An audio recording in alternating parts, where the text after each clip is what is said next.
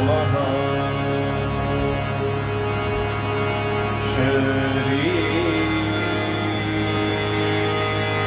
सरस्वत्यै नमः।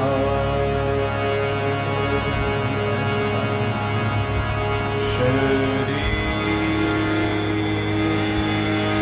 गुरुभ्यो नमः।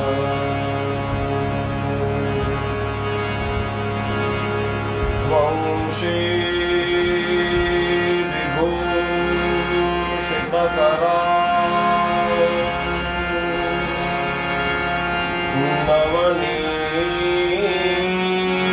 नवनीरदाभा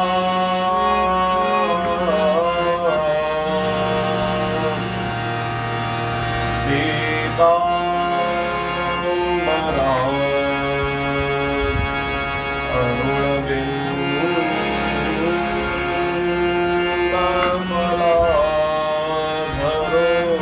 अरुणबिम्बफलाधरोष्ठा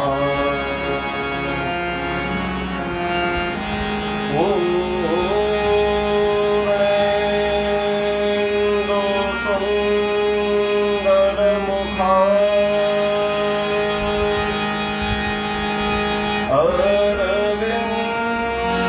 अरविन्दनेत्रा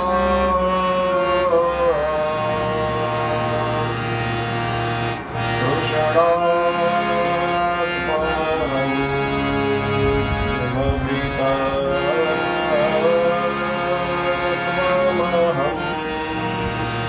न जाने।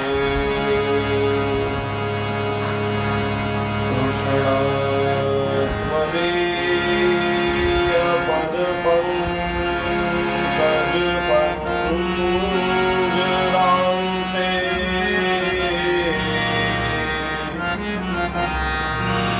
तद्यैव मे दिशतु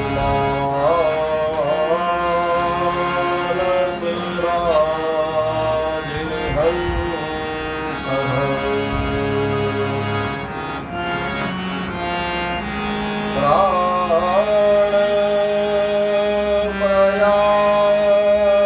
प्राणप्रयाणसमये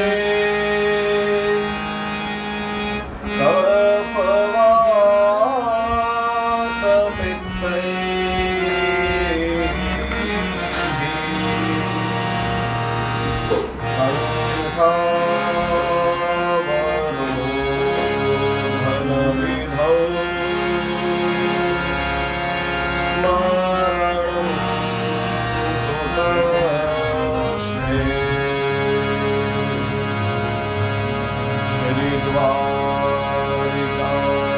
श्रीद्वारिकाधीश की जय। श्री बालकृष्ण लाल की जय। श्री सद्गुरु भगवान की जय।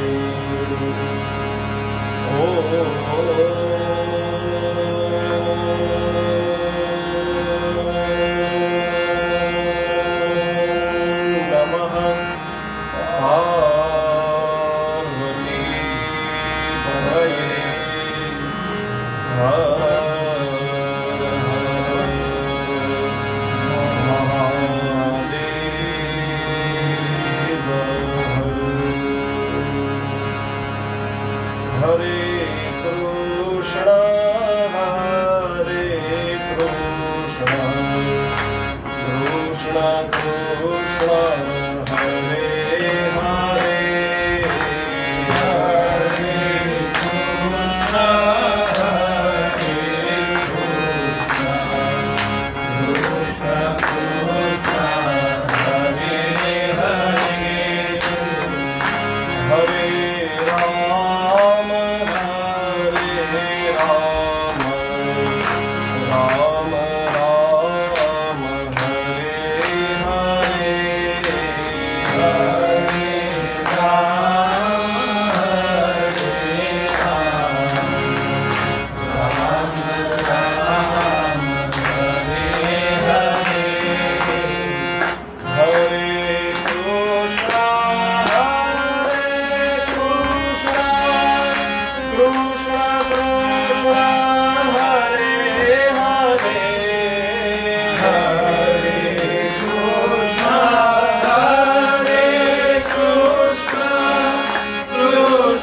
कृष्ण हरे हरे राम राम राम हरे हरे हरे राम राम राम हरे हरे हरे कृष्ण कृष्ण कृष्ण हरे हरे हरे कृष्ण कृष्ण कृष्ण हरे हरे हरे राम राम राम हरे हरे हरे राम राम हरे हरे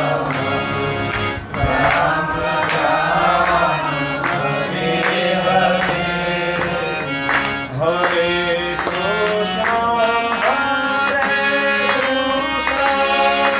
कृष्ण कृष्ण हरे हरे हरे कृष्ण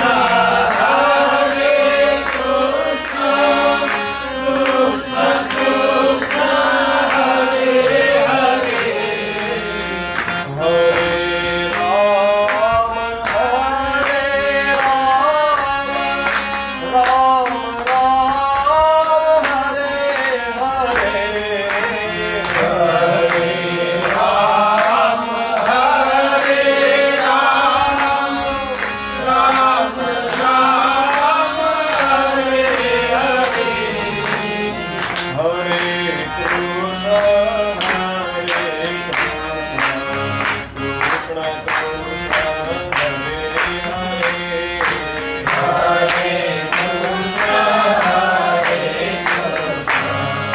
कृष्ण कृष्ण हरे हरे हरे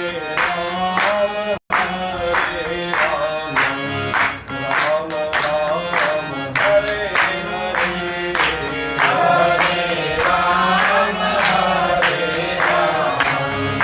राम राम हरे हरे श्री हरिं परमानन्दम् उपदेष्टारमीश्वरम् व्यापकं सर्वलोकानां कारणं तं नमाम्यहम् कृष्णाय वासुदेवाय हरये परमात्मने प्रणतक्लेशनाशाय गोविन्दाय नमो नमः गुरुर्ब्रह्मा गुरुर्विष्णुः गुरुर्देवो महेश्वरः गुरुसाक्षात् परब्रह्म तस्मै श्रीगुरवे नमः श्रीवृन्दावन बिहारी लाल की सच्चिदानंद रूपाय विश्वोत्पत्त्यादिहेतवे तापत्रय विनाशाय श्रीकृष्णाय वयं नुमः रामाय रामभद्राय रामचन्द्राय वेधसे रघुनाथाय नाथाय सीताया पतये नमः। बोलिए श्री सुखदेव जी महाराज की जय। नारायण नारायण नारायण नारायण। श्रीमद् भागवत सप्ताह सत्संगना प्रथम दिवसे आवाहित स्थापित बधा देव देवताओं ने प्रणाम करिए। वांग्मयी मूर्ति साक्षात वाणी स्वरूपे विराजित भगवान श्रीमद् भागवतना चरणों में वंदन करी आपणा सौना ઉપર જે સતત આશીર્વાદ વરસાવતા હોય છે એવા આપણા પિતૃઓનું સ્મરણ કરી અને આપણા ગુરુજનોને પ્રણામ કરી સવારે જે આપણે મૂળ પાઠનો ક્રમ ચલાવીએ છીએ એના જ ઉપલક્ષ્યની અંદર અત્યારે આપણે થોડો સમય શ્રીમદ ભાગવત ઉપર સત્સંગ કરીએ કે આ શાસ્ત્ર જે સંસ્કૃતમાં ફટાફટ બોલાઈ જતું હોય એની અંદર શું છે. કારણ કે શુકદેવજી જેવા પરમહંસ યોગી એના વિશે એવું કીધું છે કે અપેત કૃત્યમ, એને કશું કરવાનું બાકી રહ્યું નથી એવા હતા. અને તો પણ ભાગવતના શ્લોકો સાંભળ્યા એટલે એ પોતાના પિતા વ્યાસજી પાસે જઈ અને સામેથી ભાગવત ભણવા બેઠા. તો એવું આ ભાગવતમાં શું હશે? અને આપણા માટે હજી એ પહોંચવાની બુદ્ધિ ન હોય તો આપણે એટલું તો વિચારવાનું કે આને હું મારી માથે લઈને આવ્યો છું. ભાગવતની પોથી આપણે જ્યારે ઘેરે પધરાવીએ ત્યારે શું કરીએ? માથે લઈને આવીએ. તો ભાઈ ગ્રંથો તો કેટલા બધા છે, જેમ બીજા બધા પુસ્તકો છે એમ આ પુસ્તક જ છે. તો કેમ તમે બીજી કોઈ પહેલા બીજા ત્રીજા ધોરણની ગણિતની ચોપડી માથે નથી લેતા ભાઈ? કેમ ભાગવતને તમે માથે પધરાવો છો? કારણ કે આ સાક્ષાત વાંગ્મય મૂર્તિ છે ભગવાનની. આ ગ્રંથ નથી, આ ગોવિંદ પોતે છે. આ પુસ્તક નથી, આ પરમાત્મા છે. અને એ સ્વયં પોતે પોતાની રીતે પ્રગટ થાય આપણી સામે અને પોતાના ગુણોનું વર્ણન કરે. એ ભાવથી આપણે અહીંયા આની સામે બેઠા. આપણે આજ સવારે ચર્ચા થઈ હતી કે આપણે સૌથી ઊંચું આસન એ ભાગવતજીને આપ્યું. ભાઈ તમે બિરાજો, અમે તમારી નિશ્રણ. વક્તા બોલતો હશે એ તમારું જોઈને બોલશે, અમે લોકો સાંભળશું એ તમને ધ્યાનમાં રાખીને અમે સાંભળશું. તો એ ભાવથી આપણે આજે આ દિવ્ય કથા સત્સંગનો પ્રારંભ કરીએ છીએ, સૌનું સ્મરણ કરતા કરતા. અને આપણે પાછું મુહૂર્ત એવું દિવ્ય ભેગું થયું છે કે આજે રામનવમી છે. રામજીના જન્મે આપણી કથા શરૂ થાય અને હનુમાનજીના જન્મે આપણી કથા પૂરી થાય. કારણ કે હનુમાન જયંતિ આવશે ચૈત્રી પૂર્ણિમાએ. એટલે હનુમાનજી એ રઘુપતિ પ્રિય ભક્તમ. હનુમાનજી વિશે કીધું કે રઘુપતિ જેને પ્રિય છે એવા ભક્ત, અથવા તો રઘુપતિના જે પ્રિય ભક્ત છે એવા હનુમાનજીને આપણે પ્રણામ કરવાનું છે. અને એ હનુમાનજીથી જ ભક્તિની પ્રાપ્તિ થાય. કારણ કે એણે જ ભક્તિની પ્રાપ્તિ કરવા માટે થઈને લંકામાં કૂદ્યા હતા. સીતા છે એ સાક્ષાત ભક્તિ છે, રામજી એ સાક્ષાત જ્ઞાન સ્વરૂપ છે અને સીતાજી ભક્તિ સ્વરૂપ છે. તો ભક્તિની પ્રાપ્તિ કેવી રીતના થાય એ દેખાડવા માટે હનુમાનજી જ એ ભક્તિની પ્રાપ્તિ કરવા માટે એક સાધકની જેમ વિષય ભોગની નગરી લંકાની અંદર કૂદ્યા અને ત્યાંથી પછી ભક્તિની સીતાની ખોજ કરીને લઈ આવ્યા. તો આ શાસ્ત્ર પણ ભાગવત પણ ભક્તિ પ્રદાયક ગ્રંથ છે. આના 18,000 શ્લોક પૂરા થાય ને ત્યારે છેલ્લેથી બીજા શ્લોકમાં ભાગવતમાં જ લખ્યું તો તમારે ભાગવત પાસે શું માગવું. કારણ કે આટલું મોટું બનાવી દો પછી ગ્રંથ જ પોતે કહે ને. એને ખબર છે કે મનુષ્યો તો બધા એ તો આપણી બુદ્ધિ તો જો કહે તો હમણાં એમ કે ભાગવત પૂરું થઈને મારી ઘરે મર્સિડીઝ આવી જાય. આપણે તો એમાં જ એમાં પડવાના છીએ. એમ ના ગોર બાપાને હમણાં 50,000 દીધા, લાવ 5 લાખનો મને ફાયદો થાય. આપણી બુદ્ધિ તો એમાં જ ફસાયેલી રહેવાની છે. એટલે ભાગવતકાર વેદવ્યાસજીએ જ કીધું કે ભાગવત સાંભળવાનું ફળ શું માગવાનું? છેલ્લે તો ભગવાન પાસે કંઈ પ્રાર્થના કરવી પડે. એટલે આપણે કથાની શરૂઆત છેલ્લેથી પેલી કરીએ. કારણ કે માગવાનું હું એ પેલા આપણે ચોખ્ખું કરી લઈએ ને. ભાઈ અમે આવા ચૈત્ર મહિનાના ધોમ તડકામાં અહીંયા બેસી બપોરના 4 વાગે તમારી કથા સાંભળવા બેઠા છીએ તો અમે માગીએ એ તમારે દેવું તો પડે ને. અને ભગવાન તો અકારણ કરુણા વિગ્રહ છે. કોઈ એને કરુણા કરવાના કોઈ કારણની જરૂરત જ નથી. અને એટલે જ એને મનુષ્યનું શરીર આપ્યું. આ એની સૌથી મોટી કરુણા છે. બાકી આપણે આપણા કર્મોનો વિચાર કરીએ અને કદાચ આપણને આપણા પૂર્વજન્મના કર્મોનો હિસાબ કિતાબ આપણને ખબર હોય ને તો આપણે ખુદ આપણના માટે મનુષ્યનો જન્મ ન લખીએ. આપણે કદાચ આપણા જજ થયા હોય ને તો આપણે જે સુખમાં જીવીએ છીએ એટલું સુખ આપણને જ ન આપીએ. આપણા કર્મ પ્રમાણે આપણને એટલું સુખ આપણે એના અધિકારી જ નથી એવું થાય. આની પિન તો બરાબર માહિતી આવે છે. એના અધિકારી જ નથી આપણે એના માટે એટલા માટે અને ભગવાને કરુણા કરી અને આપણને આ મનુષ્યનો દેહ આપ્યો છે. તો આપણે એનો ઉપયોગ કરી ધ્યાન એ કરુણાનું દર્શન કરતા કરતા આપણે ભાગવતમાં પ્રવેશ કરીએ. પણ એ પહેલાં આજે રામજીનો જન્મ થયો છે. રામનવમી બપોરના સમયે આખા વિશ્વએ રામ પ્રાગટ્ય ઉત્સવ મનાવ્યું. અને આ વર્ષે આપણા માટે કંઈક વિશેષ રામ મહોત્સવ છે, કારણ કે રામજીનું મંદિર બનવા જઈ રહ્યું છે. વર્ષોથી અટકેલું હતું, એ શરૂઆત થઈ છે. તો એ નિમિત્તે આપણે થોડા રામજીના ગુણગાન ગાઈ, કારણ કે રામજીનું ચરિત્ર એ શા માટે જરૂરી છે. હમણાં ચૈત્રી નવરાત્રિના દિવસોની અંદર થોડો રામચરિત માનસનો પણ સ્વાધ્યાય કરવાનો, પાઠ કરવાનો મોકો મળ્યો. એટલે જે કંઈ થોડું ઘણું એમાંથી પ્રાપ્ત થયું એ આપણે એ રામચરિત માનસ, કારણ કે આમાં ચોખ્ખું છે, તમારે ભાગવત સાંભળવું હોય તો તમે સુખદેવજી મહારાજને ગોતો, કારણ કે એ શુકમુખાદ અમૃતદ્રવ સંયુતમ. કથા તો ઘણી કીધી, પણ સુખદેવજીએ કીધી ને એ કથા અમૃતથી યુક્ત છે.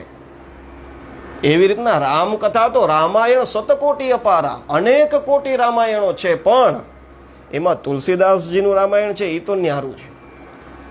બાકી તો ઘણા રામાયણો આપણી સામે. વાલ્મીકી રામાયણ જેને આધારભૂત બનાવી અને પછી તુલસીદાસજીએ લખ્યું, કારણ કે રામાયણે નિગદિતમ ક્વચિદ અન્યતોપી સ્વાંતઃ સુખાય તુલસી રઘુનાથ ગાથા ભાષા નિબંધ મિતમંજલ માતનોતી. શરૂઆત કરી ત્યારે તુલસીદાસજીએ કીધું કે રામાયણની અંદર જે કીધું છે એ લઈ અને હું આ કથા કરું છું. તો એ તો મૂળ વ્યાસ રામાયણ, તો વાલ્મીકીજીનું રામાયણ છે, પણ છતાંય આપણી જીભ બોલીએ જે શ્રેષ્ઠતા આવી હોય તો એ તુલસીદાસજીનું રામાયણ. તો એ રામાયણની અંદર રામજી વિશે શું કીધું, રામજીના ચરિત્ર વિશે શું કીધું છે, એની થોડી ચોપાઈનું દર્શન કરી અને પછી આપણે આપણી ભાગવતની અંદર પ્રવેશ કરીશું. ખાસ તો આ કથાની અંદર આપણે જોડીએ, કારણ કે આમાં હરિ શબ્દ વાપરો, રામ શબ્દ કયો કે કૃષ્ણ શબ્દ કયો, છે તત્વ એક જ બ્રહ્મ છે. એને અલગ અલગ નામથી, અલગ અલગ રૂપથી અને અલગ અલગ એની લીલાઓ દ્વારા એને ઓળખાય છે. એટલે અહીંયા કીધું છે, કલિજુગ કેવલ હરે ગુણ ગાહા ગાવત નર પાવહી સબ થાવા. કલિજુગ કેવલ હરે ગુણ, સમજાય એવા શબ્દો છે. કલિજુગ કેવલ હરે ગુણ ગાહા ગાવત નર પાવહી ભવ થાહા. ભવ એટલે સંસારમાંથી એનો પાર પડવો હોય તો એના માટે એક જ ઉપાય છે, કળિયુગ કેવલ હરિગુણ ગાહા. ભગવાન હરિના ગુણોનું, એમની લીલાઓનું વર્ણન કરવું, એ ગાવું, એ એક જ ઉપાય છે કળિયુગની અંદર. કેમ કે તુલસીદાસજી કહે છે, કલિજુગ જોગ ન જગ્ય ન જ્ઞાના. કળિયુગની અંદર યોગ ન થાય, યજ્ઞ ન થાય, જ્ઞાન ન થાય, બીજા કોઈ ઉપાયો લાગુ નથી પડતા. એક આધાર રામ ગુણ ગાના. કળિયુગની અંદર ખાલી એક જ આધાર, ભગવાનનું નામનું ગુણગાન થાય, એક જ એનો આધાર છે, બીજો કોઈ આધાર નથી. એટલે સબ ભરોસ તજી જો ભવ રામહી પ્રેમ સમેત ગાવ ગુણ ગ્રામહી. દરેક પ્રકારની બીજી આશાઓનો ત્યાગ કરી જે રામના ગુણોને ગાય છે, પ્રેમ સમેત ભગવાનના ગુણોનું વર્ણન કરે છે, સોઈ ભવ તર કછુ સંશય નાહી. એ ભવને તરી જાય એમાં કોઈ પ્રકારનો સંશય નથી. નામ પ્રતાપ પ્રગટ કલિમાહી. કળિયુગની અંદર ભગવાનના નામનો એટલો પ્રતાપ છે. અને તુલસીદાસજી તો રામજીના જેટલા સાધક છે એનાથી વિશેષ રામના નામના સાધક છે.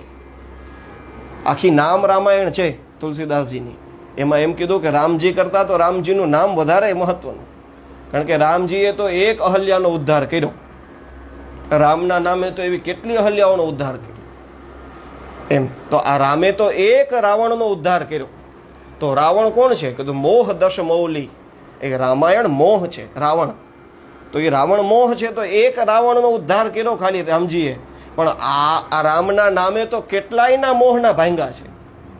એટલે એ રામનું નામ એટલું મહત્વનું છે. અને પછીની એક વાત જે તુલસીદાસજી કહે છે એ લઈ અને આપણે ભાગવતમાં પ્રવેશ કરીએ. કહે છે, કલિકર એક પુનીત પ્રતાપા માનસ પુણ્ય હોહી નહીં પાપા. કળિયુગના આટલું વર્ણન કર્યું કે ભાઈ એની અંદર રામના નામ સિવાય, હરિના નામ સિવાય કોઈ આશ્રય નથી, તો પછી કળિયુગની અંદર એટલું બધું વળી શું મહત્વ નામનું વધારી દીધું? એટલે કહે છે કે કળિયુગની અંદર એક જ પુનિત પ્રતાપ છે. પવિત્ર એવો કળિયુગનો પ્રભાવ કોઈ હોય તો એ એક જ છે.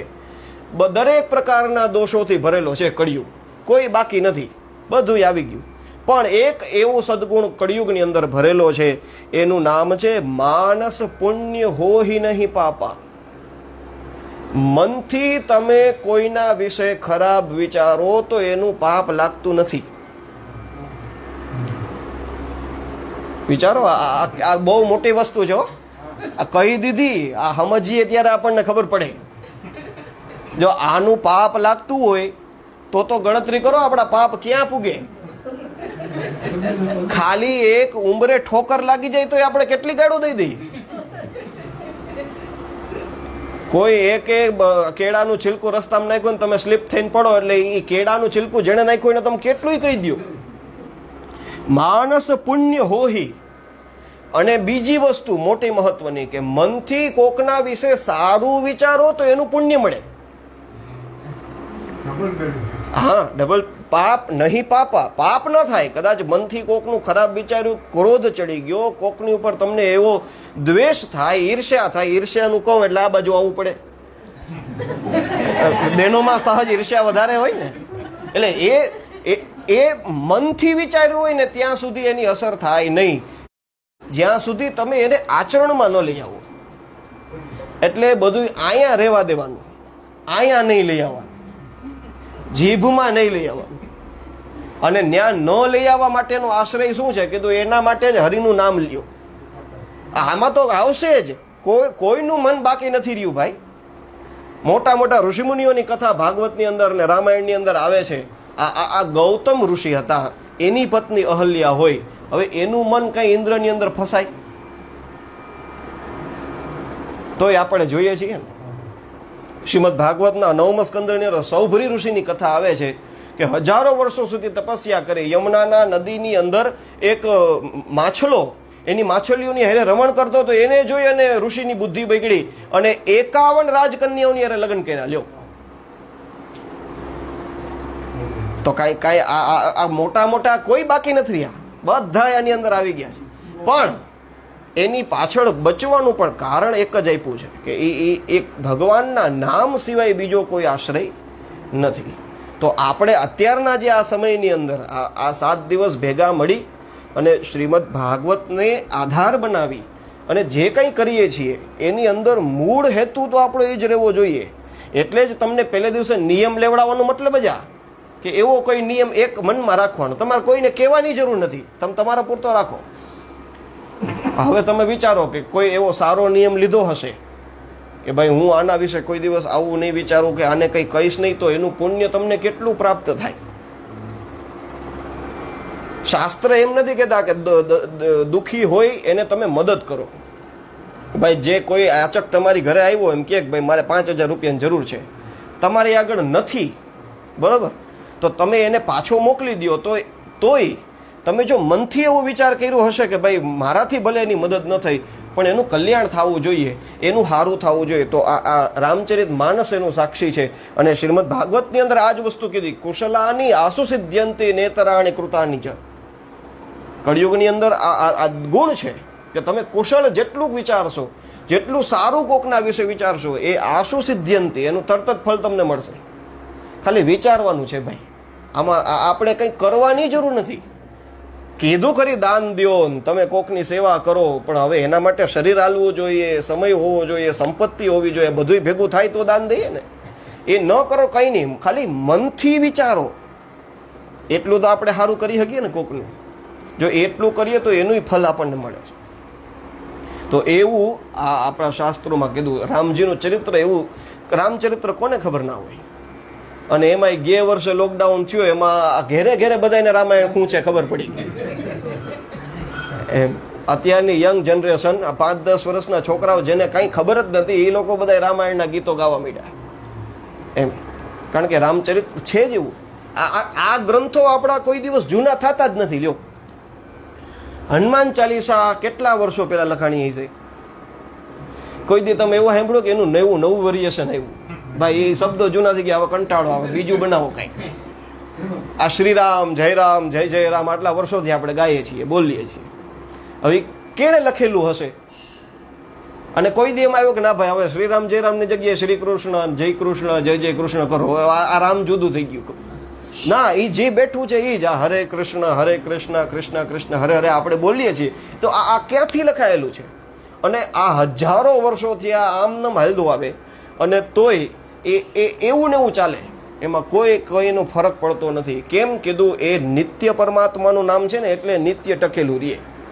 બાકી 50 વર્ષ પહેલાં જે પિક્ચરના ગીત આવ્યા હતા એ ત્યારે એમ કહેવાય કે આ ગોલ્ડન જ્યુબેલીના ગીતો છે, પણ એ તમને અત્યારની પેઢીને ના ગમે. અને અત્યારની પેઢીમાં દર 1 વર્ષ થાય તો નવું ગીત આવી જાય, દર 1 વર્ષ થાય તો બધું બદલતું રહેતું હોય. એમાં આપણું મન કોઈ દી લાગેલું રહે નહીં. આમાં રહીએ હનુમાન ચાલીસા એ નહીં, બધાયને આવડે. આ ગાય બધા અલગ અલગ રીતે, પોતપોતાની રીતે, પોતપોતાની રાગમાં ને એને જેમ ભાવતી હોય એ પ્રમાણે, પણ છે તો અલગ જ. એનું એ ટકેલું રહે એમ. એ કેમ કીધું? હરિ અનંત, હરિ કથા અનંતા. ભગવાન અનંત છે ને એની કથા અનંત, એટલે એ કોઈ દિવસ નાશ થતી જ નથી. એ આજે આપણી આ પેઢી બેહીને સાંભળે છીએ, કદાચ આપણે બધા ઉકલી ગયા હોય 100 વર્ષ પછી ભાગવત થશે તો આ જ થશે, એમાં કંઈ ફરક નહીં પડે. એ જે કોઈ વક્તા ભલે તે સામે ટેબ્લેટ લઈને બેઠો હોય અને આમ શ્રોતાઓ બધા એવી રીતના હોય, પોતપોતાની ભાષા સાંભળવા હાથું તેને હેડફોન નાખીને બેઠા હોય, પણ બોલાય તો સચ્ચિદાનંદ રૂપાય એ જ આવશે. કારણ કે આપણા બાપ દાદાઓએ સચ્ચિદાનંદ રૂપાયથી જ શરૂ કર્યું હતું, તો આપણે એ જ કરીએ છીએ. આપણે કાંઈ નવું કરીને નથી બેઠા, એ નહીં કરવાનું. અને તોય એ જ વસ્તુ એ જ સાંભળવા માટે થઈને આપણને મજા આવે કે વાહ મજા આવશે, એક આનંદ થાય. જ્યાં સચ્ચિદાનંદ રૂપાય શ્લોક શરૂ થાય એટલે ગમે એ હોય એને ખબર પડી જાય અહીં કથા શરૂ થાય છે. એટલે એવી આ દિવ્ય ભગવાનની કથા છે. અને રામજીના એવા દિવ્ય ચરિત્રને પ્રણામ કરી રામનવમીના દિવસે ભાગવતની અંદર પણ જ્યારે રામચરિત્ર આવશે ત્યારે આપણે થોડો પ્રકાશ કરીશું. આજે રામનવમીના પાવન અવસરે મર્યાદા પુરુષોત્તમ ભગવાન શ્રી રામનું ચરિત્ર, રામજીનું ચરિત્ર છે ને, મારા ગુરુદેવ પૂજ્ય ભાઈ શ્રી ઘણી વાર કહે કે રામાયણ છે ને એ શું કરવું એ સમજાવે, કેમ જીવાય, શું કરાય એ જાણવું હોય તો રામાયણને પૂછો. મોટો ભાઈ કેવો હોવો જોઈએ? કીધું રામજી જેવો. પિતાજી કેવા હોવા જોઈએ? કીધું દશરથ જેવા, જનક જેવા. સાસુ કેવી હોવી જોઈએ? તો કે કૌશલ્યા, કૈકેયી, સુમિત્રા જેવી. આવા કેવું હોય, કેમ જીવાય એવું જાણવું હોય ત્યારે રામાયણને પૂછો. અને શું ન કરાય એ જાણવું હોય તો મહાભારત જુઓ. મહાભારતમાં બધું ન કરવા જેવું બધું છે. પાંડવોએ એક આપણને આદર્શ સ્થાપિત કર્યો કે આવું ન કરાય એમ. તમે રાજસૂય યજ્ઞ કરીને બેઠા છો અને તમે રાજગાદી ઉપર રાજમહેલની અંદર બેઠા હો અને કદાચ દુર્યોધનથી ભૂલમાં પાણીમાં પડી જવાય તો દ્રૌપદીથી બોલાય નહીં કે આંધળાના દીકરા આંધળા છે. અને કદાચ બોલી ન હોય તો એનાથી હસાય નહીં કે આ ખોટું કર્યું. એ ન કરાય. અને ધર્મરાજ થઈ અને જુગાર રમવા ન બેસાય. આ જે ન કરવા જેવું છે ને એ બધું મહાભારતની અંદર કીધું છે. અને પછી આવ્યું ભાગવત. ભાગવત એ શીખવાડે કે કેમ મરાય, આપણી મૃત્યુ કેવી હોવી જોઈએ એ શ્રીમદ ભાગવત શીખવાડે. અમારા ગુરુદેવ કહે કે જન્મ તો બધાયનો પૂર્વ જન્મના સંચિત પુણ્ય કે પાપ જે હોય એને આધારે જે તે ઘરની અંદર જે તે પરિસ્થિતિમાં થાય એમાં આપણે આધીન છીએ પરમાત્માને. આ આપણા હાથમાં નથી. બાકી આપણા હાથમાં હાલતો હોય તો બધા ધીરુભાઈ અંબાણીને ઘરે જન્મે. કોણ આવે અહીંયા ભાઈ? આપણા હાથમાં નથી. એ તો આપણું તો જે લખેલું છે આપણા કર્મો જે છે એ પ્રમાણે, પણ મરવું કેમ એ આપણા હાથમાં છે. આપણી મૃત્યુ કેવી હોય એ આપણને ખબર પડે. અને એના માટે ભાગવત છે. કારણ કે ભાગવત શાસ્ત્ર સાંભળ્યું કોણે? પરીક્ષિત રાજાએ, જેની પાસે મૃત્યુ અને ભાગવત મૃત્યુની વચ્ચે 7 દિવસના બાકી હતા કે ભાઈ હવે મારે આગળ 7 દિવસ, 7મે દિવસે મારે મરી જવાનું છે. તો મ્રિય માણસે યત કાર્યમ, મરવા સમયે માણસે શું કરવું જોઈએ એવું પરીક્ષિત રાજરાએ સુખદેવજી મહારાજને પૂછ્યું. તો એની ઉપર આખું ભાગવત રચાયું છે. એટલે મારા ગુરુદેવ કહે કે મરવું કેમ એ શીખવું હોય તો એ મૃત્યુની કળા એ ભાગવતની અંદર છે. અને આપણે આપણા પિતૃઓનું સ્મરણ કરીને બધાને યાદ કરીને આપણે એને આ કથા કરીએ પિતૃઓની પાછળ કથા થાય એવું બધા કહે. હકીકતે ભાગવતમાં સ્પષ્ટ લખ્યું છે કે પિતૃઓની પાછળ કથા ન થાય, પિતૃઓના પુણ્ય પ્રતાપ હોય તો કથા થાય. આ નિયમ છે. એમ કોઈ એમ કહે કે ભાઈ આ પિતૃઓની પાછળ કથા, પિતૃઓની પાછળ કોઈ દી કથા ન થાય. પિતૃઓ જો અધૂરા હોય ને માગતા કરાવતા હોય ને તો આવડી કથા કરવાનો મોકો કોણ આપે? આ બધી સમય સંજોગો પરિસ્થિતિને અનુરૂપ થવાની કૃપા એ લોકોની હોય તોય થાય, તો જ થાય. એટલે આ એમની કૃપાથી થયેલી વસ્તુ છે. અને એ લોકો પણ કોઈ સૂક્ષ્મ આપણી અંદર બેસીને ક્યારેક આવીને સાંભળતા હોય કે વાહ અમારા છોકરાઓ ક્યારેક તો એની બુદ્ધિ આવી કે ક્યારેક શાસ્ત્રના આશ્રય આવ્યા છે અને અહીંથી કાંઈક એને નવો પ્રકાશ પ્રાપ્ત થશે. અને ભાગવત તમને જરાય એવું નથી કહેતું કે તમે કૃષ્ણના અનુગામી થઈ જાઓ, તમે કૃષ્ણ ભગવાનનું ભજન કરો એવું ભાગવતમાં લખ્યું નથી. ભાગવતમાં સ્પષ્ટ લખ્યું છે સત્યમ પરમ ધીમહિ, સત્ય એનું ધ્યાન ધરો. હવે પરમ સત્ય કોણ છે? કીધું જે વૈષ્ણવો લખે શ્રીજી બાબા સત્ય હો, જેના જે ઈષ્ટ હોય. આપણે કંકોત્રી લખીએ ને હરસિદ્ધિમાં સત્ય હો, જેને જે ગમતા હોય એની પાછળ સત્ય. તો એ સત્ય તમે જે ભજન કરો છો, તમે જે સાધના કરો છો, એ સાધનાની અંદર તમને એક પગલું આગળ લઈ જાય. એ ભાગવતની કથા. તમે સંસારિક જે સમસ્યામાં ફસાયેલા છો પાછળ બોલો સચ્ચિદાનંદ રૂપાય વિશ્વોત્પત્યાદિ હેતવે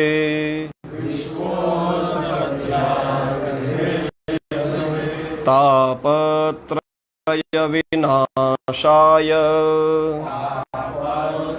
વયમ એટલે અમે બધા, નુમઃ એટલે નમસ્કાર કરીએ છીએ એવું કીધું છે. હા, તમે બેઠા એના અહીંયા ધ્યાન રાખવાનું, એનું ભાઈનું કામ છે, ધ્યાન રાખશે. તમે લાઈવની મજા લ્યો, એ તો જે પૂગી નથી થઈ ગયા એ લોકો માટે છે વ્યવસ્થા. એટલે એમાં થાય રાખશે, આવે ન આવે એના ભાગમાં હશે. એમ અમારા હું જેમની પાસે ભાગવત ભણ્યો, અમારા ગુરુદેવ શ્યામભાઈ ઠાકર, એણે ભાગવતની એક સરસ વ્યાખ્યા કરી. ભાગવત એટલે ભાગવત, જેના ભાગમાં જેટલું હોય એને એટલું મળે, એનું નામ ભાગવત. એટલે આમાં એવું છે એના ભાગવત જેટલા હશે એટલું એને મળશે, એમાં આપણા ભાગવત જેટલું આપણને મળે. એટલે આપણે આમાં ધ્યાન દેવું. એ ટેકનોલોજી હોય તો થાય, કરીને નહીં થાય એના ભાગનું. હા, એટલે એવું આ ભગવાન શ્રી કૃષ્ણને વયમ નુમઃ અમે બધા ભેગા મળી અને નમસ્કાર કરીએ છીએ.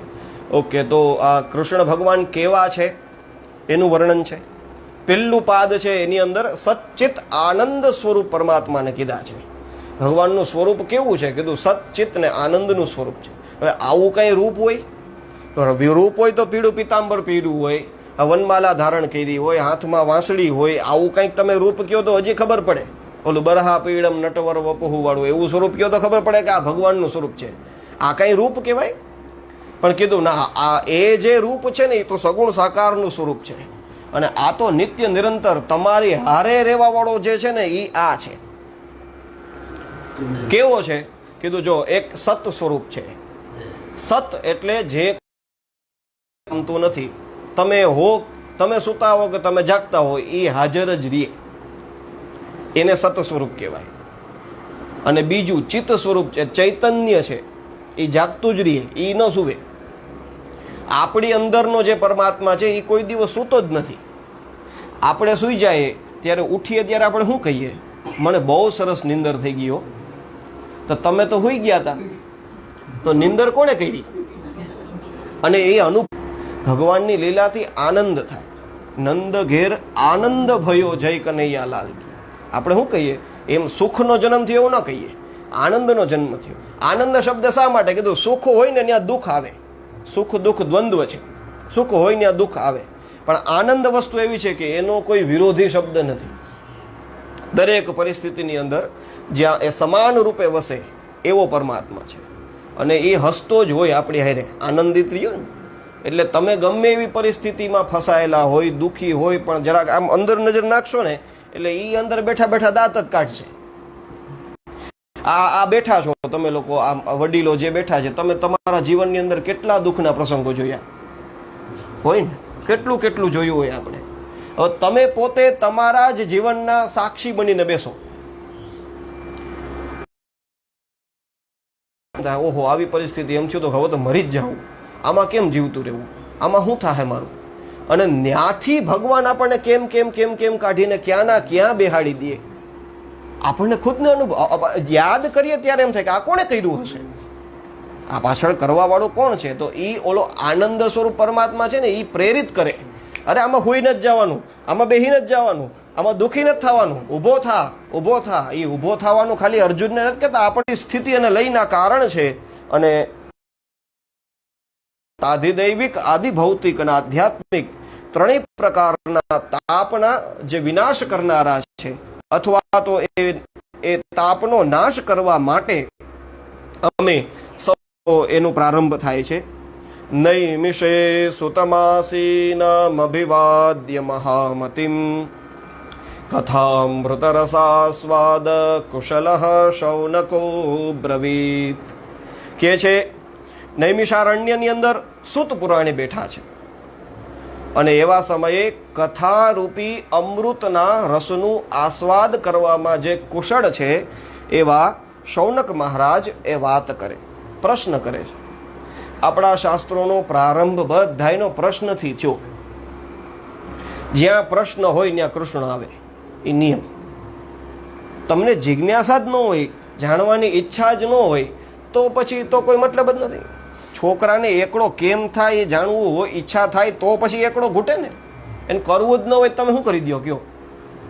એટલે આપણા બ્રહ્મસૂત્રની શરૂઆત કેમ થઈ? અથા તો બ્રહ્મ જિજ્ઞાસા. હવે મને બ્રહ્મને જાણવાની ઈચ્છા થઈ છે.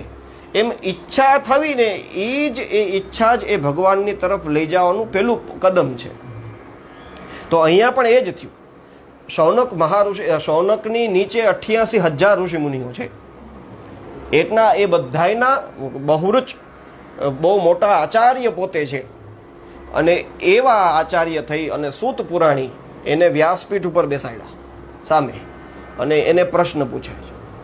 કારણ કે હજારો વર્ષ સુધી ચાલે એવું એ યજ્ઞ કરવા બેઠા છે નૈમિષારણ્યની અંદર. અને સવારથી લઈ અને સાયંકાળ સુધી યજ્ઞ ચાલે, અને પછી સંધ્યા સમયે આવી રીતના સૂત પુરાણીને બેસાડી અને પુરાણોની કથાઓ થાય. એવી રીતના અનેક પુરાણોની કથા થઈ. એમ ભાગવતનો કથા પણ એમ જ છે, અને પદ્મપુરાણ અંતર્ગત મહાત્મ્યની કથા એ પણ એવી જ રીતે છે. તો આવી રીતના શૌનક મહારાજે પ્રશ્નો કર્યા છે. હવે જુઓ, આ ભાગવત વિષયક પ્રશ્નો નથી, પ્રશ્ન આપણા બધાયના છે, પણ એનો જવાબ એ ભાગવત છે. શું પ્રશ્ન છે? અજ્ઞાન ધ્વાંત વિદ્વંસ કોટિ સૂર્ય સમપ્રભ સૂતાખ્યાહિ કથા સારમ મમ કર્ણ રસાયણમ. શૌનક મહારાજ કહે છે, અજ્ઞાન રૂપી અંધકારને દૂર કરવામાં જે કરોડ સૂર્ય સમાન છે એવા હે સૂત, કથાનો સાર તમે અમને કહો. કથાઓ તો ઘણી બધી છે, અને મહાભારત વિશે તો ત્યાં સુધી કીધું છે કે યદિ હાસ્તિ તદન્યત્ર. જે મહાભારતમાં છે એ જ બીજે બધે છે, અને યન્ન ઇહાસ્તિ, જે આમાં નથી, ન તત્ ક્વચિત, એ બીજે ક્યાંય નથી. મહાભારત એવડું મોટું છે. વેદ પંચમો વેદ ઉચ્યતે, ભાગવત કહે છે. મહાભારતને 5મો વેદ કીધો છે. વેદ સમાન ફલ મહાભારતનું છે. તો એની અંદર તો અનેક કથાઓ, આપણું મતિભ્રમ થઈ જાય એવી એવી કથાઓ જોવા મળે. અને બીજા 18 પુરાણો છે, એટલા પુરાણો, અને એની અંદર એટલું વિચિત્ર ચરિત્રો ભગવાનના તમે જુઓ. શિવ પુરાણમાં શિવજીનું કંઈક અલગ ચરિત્ર આવે, દેવી પુરાણમાં માતાજીનું કંઈક અલગ ચરિત્ર આવે, કુર્મ પુરાણ વાંચો તો કુર્મ ભગવાનનું કંઈક આવે. એવી રીતના દરેક પુરાણોની અંદર ભગવાનની અલગ અલગ લીલાઓ, ક્યારેક એક જ લીલાને અલગ અલગ રૂપે વર્ણવી હોય. આપણને એમ થાય કે આમાંથી કયું સાચું, આ સાચું, ઓલું સાચું કે શું છે? ભાગવત વાંચીએ તો આમાં નારાયણની મહત્તા આપી, તેમ થાય કે શિવજી એનાથી નાના છે કે મોટા છે? ઘણા એવા પ્રશ્ન કરે. પછી શિવ પુરાણ વાંચો તો એમાં એમ કે શિવજી, બ્રહ્માજી અને વિષ્ણુ ભગવાન બે જણા હું મોટો એવી ઓલી કરતા હતા, ને એવા સમયે શિવજીની બેની વચ્ચે પ્રગટ થયા, તો એમાં શિવજીને મોટા દેખાડે. તો આ આપણી બુદ્ધિ ભ્રમિત થઈ જાય કે ભાઈ આમાં છે કોણ, મૂળ તત્વ શું છે? એટલા માટે આવી બધી અનેક કથાઓ છે, એટલા માટે થઈ અને શૌનક મહારાજે પહેલો પ્રશ્ન કર્યો કે સૂત આખ્યાહી કથા સારમ. આ બધુંય નથી સાંભળવું, કથાનો સાર કયો. આ કામનો પ્રશ્ન થયો કે નહીં? કારણ કે આપણે ભ્રમાવહ જ છીએ. થોડું ઘણું સંસ્કૃત વાંચતા આવી જાય કે થોડું ઘણું હિન્દી વાંચતા આવડી જાય ને ભગવાને આંખો હારી દીધી હોય એટલે આપણે જાત જાતની ચોપડીઓ વાંચીએ અને વાંચીને પછી આપણા તર્ક આપણા કુતર્ક બધું ભેગું કરીએ એમાં જ. કારણ કે આપણી બુદ્ધિ ભેગી ભેગી એની અરે દોડતી હોય ને એમ. કારણ કે શરણાગત થઈને તો કોઈ ન વાંચે. આપણે તો એમાં શું ભૂલ છે, વ્યાસજીએ શું ભૂલ કરી જોવા આટલું થઈને વાંચતા હોય. આપણી બુદ્ધિ જેવી છે એમ. આપણે આપણે પહેલાં એમાં નજર પડે. તો એના માટે થઈને કીધું કે કથા સારમ, કથા સાર. એ કથા આપણા માટે ઔષધિ છે, પણ શૌનકાદિ ઋષિઓ માટે તો કર્ણ રસાયણમ, એના માટે તો રસી છે. ઔષધિ કોને જરૂર પડે? બીમાર હોય એને. અને રસાયણ કોને જરૂર પડે?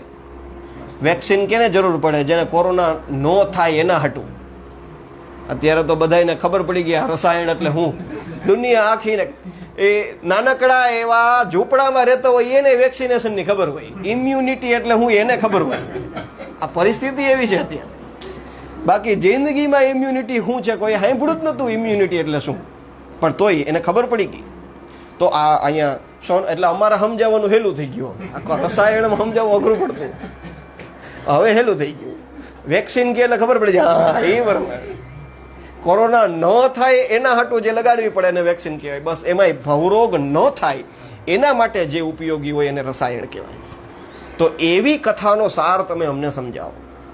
બીજું, ભક્તિ જ્ઞાન વિરાગ આપતો વિવેકો વર્ધતે મહાન માયા મોહ નિરાસશ્ચ વૈષ્ણવૈ ક્રિયતે કથમ. સરસ પ્રશ્ન કીધું. ભક્તિ જ્ઞાન અને વૈરાગ્યથી યુક્ત એવો વિવેક અમારો કેમ વધે? જીવનમાં ભક્તિ જ્ઞાન અને વૈરાગ્ય બધુંય જરૂરી છે, પણ એનો વિવેક પણ ભેગો હોવો જોઈએ. એ અમારો કેમ વધે? એ હવે આ ઋષિમુનિઓને ભક્તિ જ્ઞાન વૈરાગ્યના વિવેકની જરૂર હશે? એ તો વિવેકથી પરિપૂર્ણ ત્યારે તો ઋષિ બન્યા. એટલે એણે પૂછેલો પ્રશ્ન એ આપણા માટેનો છે. સમજાણું? આપણે એની કથા શા માટે? બાકી તો ના આમાં તમારું મારું નામ હોય. જો આપણે પરોપકાર માટે થઈને જીવતા હોય, કોકનું કલ્યાણ કરવા હાટું થઈને કરતા હોય તો આપણા નામ બોલાય ને શાસ્ત્રોમાં, પણ આપણું નામ નથી, આનું નામ છે. સૂત પુરાણીનો શૌનકાદિ ઋષિ મુનિઓ જ્યાં કથા શરૂ થાય ત્યાં તરત જ વાત આવે. સત્યનારાયણની કથા હોય તો ન્યાય આ જ આવે. નારદજીનું નામ વારે વારે આવે. અરે લોક કલ્યાણમાં તત્પરી બધા ફરતા ફરતા આવે. લોકને કલ્યાણ કેમ થાય એ જે વિચારધારા સતત ચાલતી રહેતી ને એને લીધે એ બધા શાસ્ત્રોમાં લખાણા. અને આપણે વારે વારે થઈને પેઢીઓથી વાંચવું પડે છે એનું નામ. કારણ કે એ લોકોએ આપણા માટે જીવન ખપાવી દીધું. એને પોતાની કંઈ જરૂરત નથી. પોતાના માટે એને શું જોતું હતું? આપણા બધા માટેના કરેલા પ્રશ્નો છે. તો એવો વિવેક કેમ વધે? અને બીજો, માયા અને મોહનો નાશ કેમ થાય? વૈષ્ણવો આવી રીતના માયા અને મોહનો નાશ કેમ કરી શકે એનું કારણ બતાવો. પછી આ ઘોર કળિયુગની અંદર જીવ છે એ અસુર યોનિને પ્રાપ્ત થતો જાય છે. અસુર શબ્દનો સીધો સાદો અર્થ થાય અસુષુ રમંતે તે અસુરાહા. જે પોતાના અસુ એટલે પ્રાણ, પ્રાણમાં જ રમે એને અસુર કહેવાય. એટલે કે જે ખાલી પોતાનો જ વિચાર કરે એને અસુર કહેવાય. અસુર હોય એને કાંઈ શિંગડા ન હોય, બધાયને સૂટ બૂટમાં સજ હોય એવો અસુર જોવા મળે. એ તો રાવણ એક થઈ ગયો 10 માથાવાળો. કે અત્યારના રાવણ એવા નથી હોતા. અત્યારનો એક જ માથાનો રાવણ હોય, ધોળા કપડાં પહેરીને બેઠો હોય, કંઈ ખબર ના પડે આપણને આ રાવણ છે કે રામ છે. કારણ કે એ જો અસુર હોય, પોતાના પ્રાણની અંદર જ રમવા વાળો હોય તો અસુર છે. એ અસુષુ રમંતે તે અસુરાહા. તો આનો કહેવાનો મતલબ છે કે આ એને એમાં કંઈ આપણે આપણી ઉપર કંઈ ગાયડું દેવાની જરૂર નથી કે આપણો ભાગ છે. ના ના, એ ઘોર કલો પ્રાય. આ ઘોર કળિયુગનો પ્રભાવ છે કે આપણી વૃત્તિ એવી થઈ જ જાય. આપણી અંદર સ્વાર્થ આવી જાય એ કળિયુગનો પ્રભાવ છે, આપણો દોષ નથી. આપણને કળિયુગમાં ભગવાનને મોકલા તો થોડુંક ભગવાનને કહેવાનું હોય ને કે તે અમને આમાં નાખ્યા છે.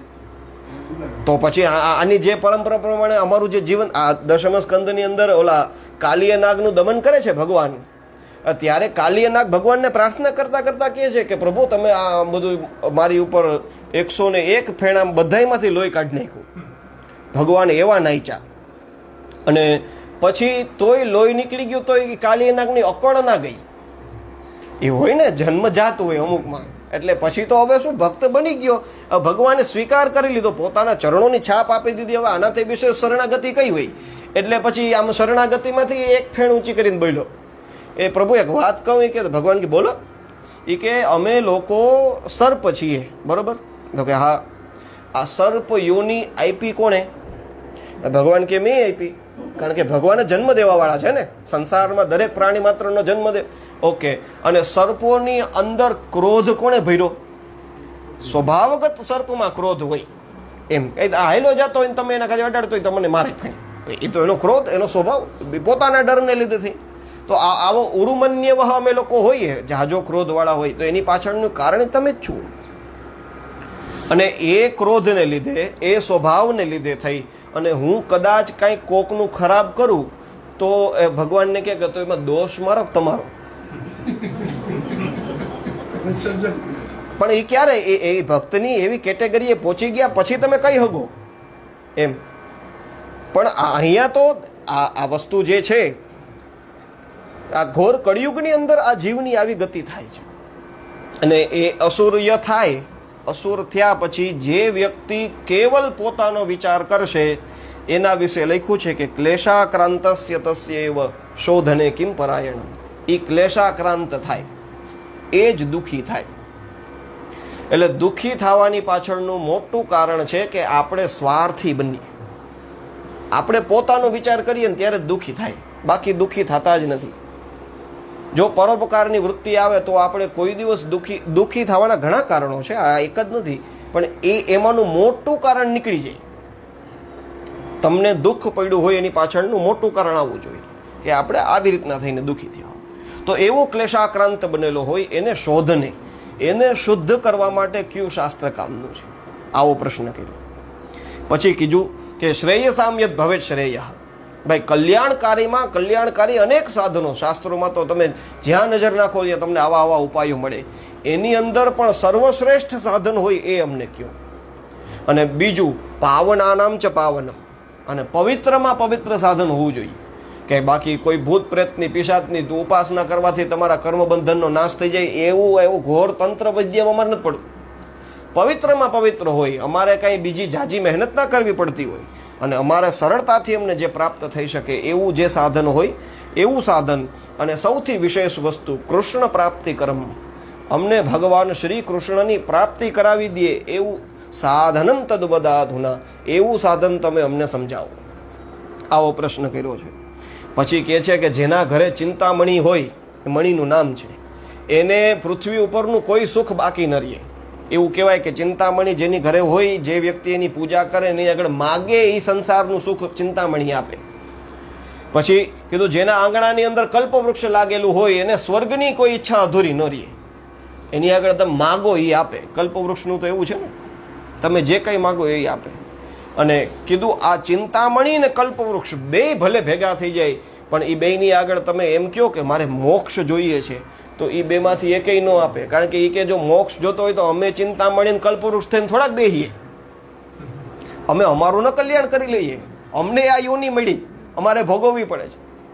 પણ જો ગુરુ હોય જે આવી રીતના તમારી જેવા સમર્થ પુરાણોના વક્તા હોય એવા ગુરુ જો પ્રસન્ન થઈ જાય તો યોગીઓને પણ દુર્લભ એવા વૈકુંઠની અંદર અમને સ્થાન આપી દે છે.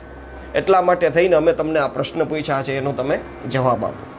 એટલે સૂત ઉવાચ, સૂત પુરાણી કથાનો પ્રારંભ કરીને કહે છે, હે શૌનક મહારાજ, તમારા ચિત્તની અંદર પ્રીતિ જોઈ છે, પ્રેમ જોયો છે, કારણ કે તમે તમારા વિશે પ્રશ્ન નથી કર્યા, લોક કલ્યાણ વિશે પ્રશ્ન કર્યા છે.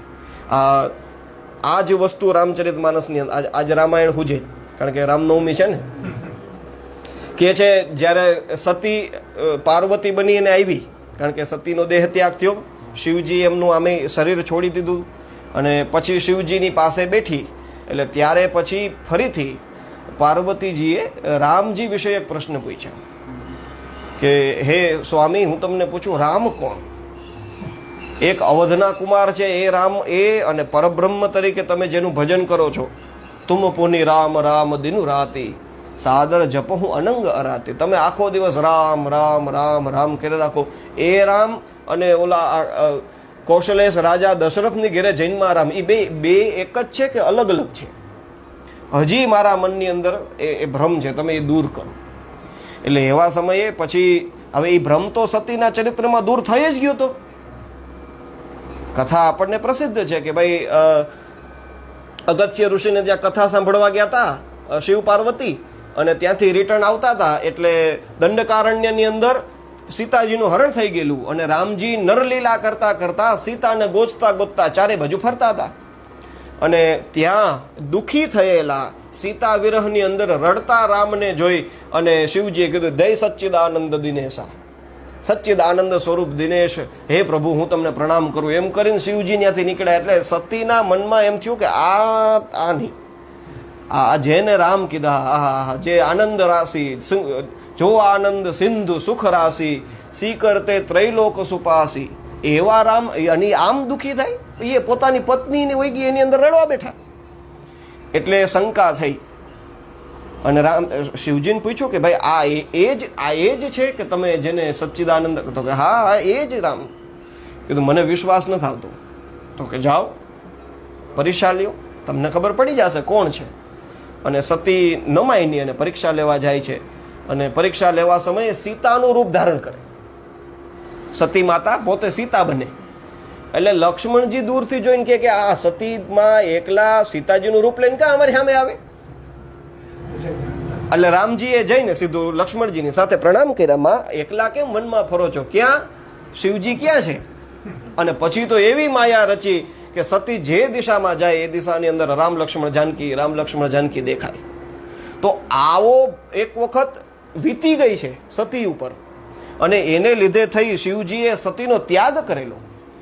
કારણ કે શિવજીએ કીધું કે તે સીતાનું રૂપ લીધું, રામ મારા સ્વામી, સીતા મારી સ્વામીની, અને તે મારા મા બાપનું રૂપ લીધું. તો આ તારું શરીર હવે મારી માનું શરીર થઈ ગયું કહેવાય. આ શરીરની યારે હવે મારો સંયોગ ન થાય. એટલે જેને વામ ભાગમાં બેસાડતા એને સામે રાખી, કીધું તું સામે બેસ. અને તપસ્યા કરવા બેસી ગયા. એટલે સતીને ખબર પડી ગઈ કે આ મારા સ્વામીએ મારો ત્યાગ કરી દીધો. અને પછી સતી એ પિતાના યજ્ઞમાં જાય ને યજ્ઞની અંદર શરીરનો ત્યાગ કરે. પછી મેના અને હિમાલયને ત્યાં પાર્વતી બનીને પ્રગટ થાય. અને પછી પાછી ઘોર તપસ્યા કરે. કારણ કે એમને અપર્ણા બન્યા હતા માં, નામ એનું પડ્યું ને અપર્ણા.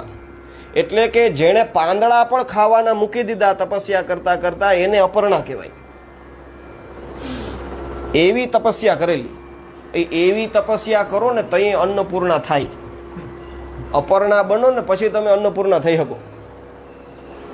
અને સપ્તર્ષિઓ આવ્યા અને એ લોકોએ બધાએ આશીર્વાદ દીધા અને એ સ્વીકાર કરીને પછી પાર્વતીજી પાછા પોતાના ઘરે આવ્યા અને શિવજીની સાથે વિવાહ થયા. અને પછી વિવાહ થઈને પાછા કૈલાસની ઉપર આવી અને પછી પાછું વામાંકે ચ વિભાતિ ભૂધર સુતા દેવા પગા મસ્તકે, ફરીથી વામાંકની અંદર ડાબે ભાગે બેસાડ્યા. અને પછી એ જ પ્રશ્ન પાછું ન્યાનની આવીને ગાડી ઊભી રહીએ, રામજી કોણ? એટલે ખબર પડી જાય ને. શિવજીને કીધું કે દેવી તમને ખબર જ છે, તમને હકીકત ખબર છે કોણ રામ છે, પણ તમે જે પૂછ્યું છે એ લોક કલ્યાણ માટે પૂછેલો પ્રશ્ન છે. ધન્ય ધન્ય गिरिराज कुमारी तुम સમાન નહીં કો ઉપકારી. વખાણ કર્યા. વાં સતીને ખીજાણા હતા. સતીને કીધું દેવી પરીક્ષા ન લેતા, તમારું કલ્યાણ નહીં થાય. પણ અહીંયા કીધું ધન્ય ધન્ય गिरिराज कुमारी तुम સમાન નહીં કો ઉપકારી. તમારા જેવો કોઈ ઉપકારી નથી. કેમ? પૂછે હું રઘુપતિ કથા પ્રસંગા. ભગવાનની કથા પૂછી છે અને એ કેવી છે? સકલ લોક જગ પાવની ગંગા. એ એવી રીતે પ્રસન્ન થયા શિવજી ત્યાં. એમાં અહીંયા પણ આ શૌનક મહારાજે પ્રશ્નો કર્યા એ પોતાના માટે નહોતા કર્યા, અને એને માયા મોહ કેમ છૂટે ખબર ન પડતી હોય? એ છૂટી ગયા એટલે તો જટા ધારીને ભગવા કપડાં પહેરીને બેઠા છે, એને તો એટલું આવડે. પણ લોક કલ્યાણ માટે આપણને મજા આવે, આપણને એમાંથી કંઈક આનંદ થાય, આપણને એમાંથી કંઈક જ્ઞાન પ્રાપ્તિ થાય, એટલા માટે થઈને પૂછેલા પ્રશ્ન છે. એટલે પ્રીતિ સૌનક ચિત્તે તે યતો વચમી વિચાર્ય છે. હવે હું વિચાર કરીને તમને કહું છું, સાંભળો. વક્તાને આ શબ્દ અહીંયા મૂકી દીધો ને એટલે એ ચકારથી સાંભળવું બુજું મનેમાં લગાડી દેવાનું. સાવધાનથી સાંભળવા પૂરતું જ નહીં, સાવધાનથી બોલવું જરૂરી. અહીંયા બેસીને પછી ગમે એ બોલવા ન મળે. એમાં કીધું છે એ જ બોલો ને. આમાં કીધું કે થોડુંક ઓછું છે બોલવાનું. આમાં જે છે એ કંઈક ઓછું નથી. એ તમારા 3 કલાક 4 કલાકમાં પૂરું થાય એવું નથી, એટલું બધું છે આમાં. એટલે એ વિચાર કરીને કહે છે. અને પછી કીધું સર્વ સિદ્ધાંત નિષ્પન્ન, દરેક પ્રકારના સિદ્ધાંતથી જે પ્રતિપાદિત થતું હોય એવી વસ્તુ હું તમને કહું છું. પછી કીધું સંસારના ભયનો નાશ જેનાથી થાય એવી વાત હું તમને કહીશ, જે ભક્તિના પ્રવાહનું વર્ધન કરે એવી વાત. અને સૌથી મોટી તમે પૂછ્યું તો કૃષ્ણ પ્રાપ્તિ કરમ, તો એ જ વસ્તુ કૃષ્ણ સંતોષ હેતુકમ, ભગવાન શ્રી કૃષ્ણને સંતોષ થાય એવું હું તમને શાસ્ત્ર કહું છું. સાવધાનતયા શૃણો, સાવધાનપૂર્વક તમે સાંભળો. કે છે કાળરૂપી સર્પથી ગ્રસિત થયેલા લોકના એ ત્રાસથી નાશ થવા માટે થઈ શ્રીમદ ભાગવત રૂપી શાસ્ત્ર છે એ કળિયુગની અંદર સુખદેવજી મહારાજ દ્વારા ગવાનું છે. કાળના ગાલમાં આપણે બધાય છીએ, સમય જ છે. સમય જાય એટલે બધાય, રાજા હોય તો રંગ થાય, રંગ હોય તો રાજા થાય, કાંઈ કોઈને ખબર પડતી નથી. એ બધું સમયને અનુસાર ફરતું રહેતું હોય છે. અને એની અંદર આપણે જીવીએ છીએ તો એ ત્રાસનો નાશ થઈ જાય. કારણ કે આ શાસ્ત્ર વિશે કીધું ને કે સંસાર ભય નાશનમ, સંસાર નાશનમ નહીં, સંસારનો નાશ ન કરે, સંસારના ભયનો નાશ કરે. અને સંસાર નથી બીવડાવતો, સંસારનો ભય જ બીવડાવે.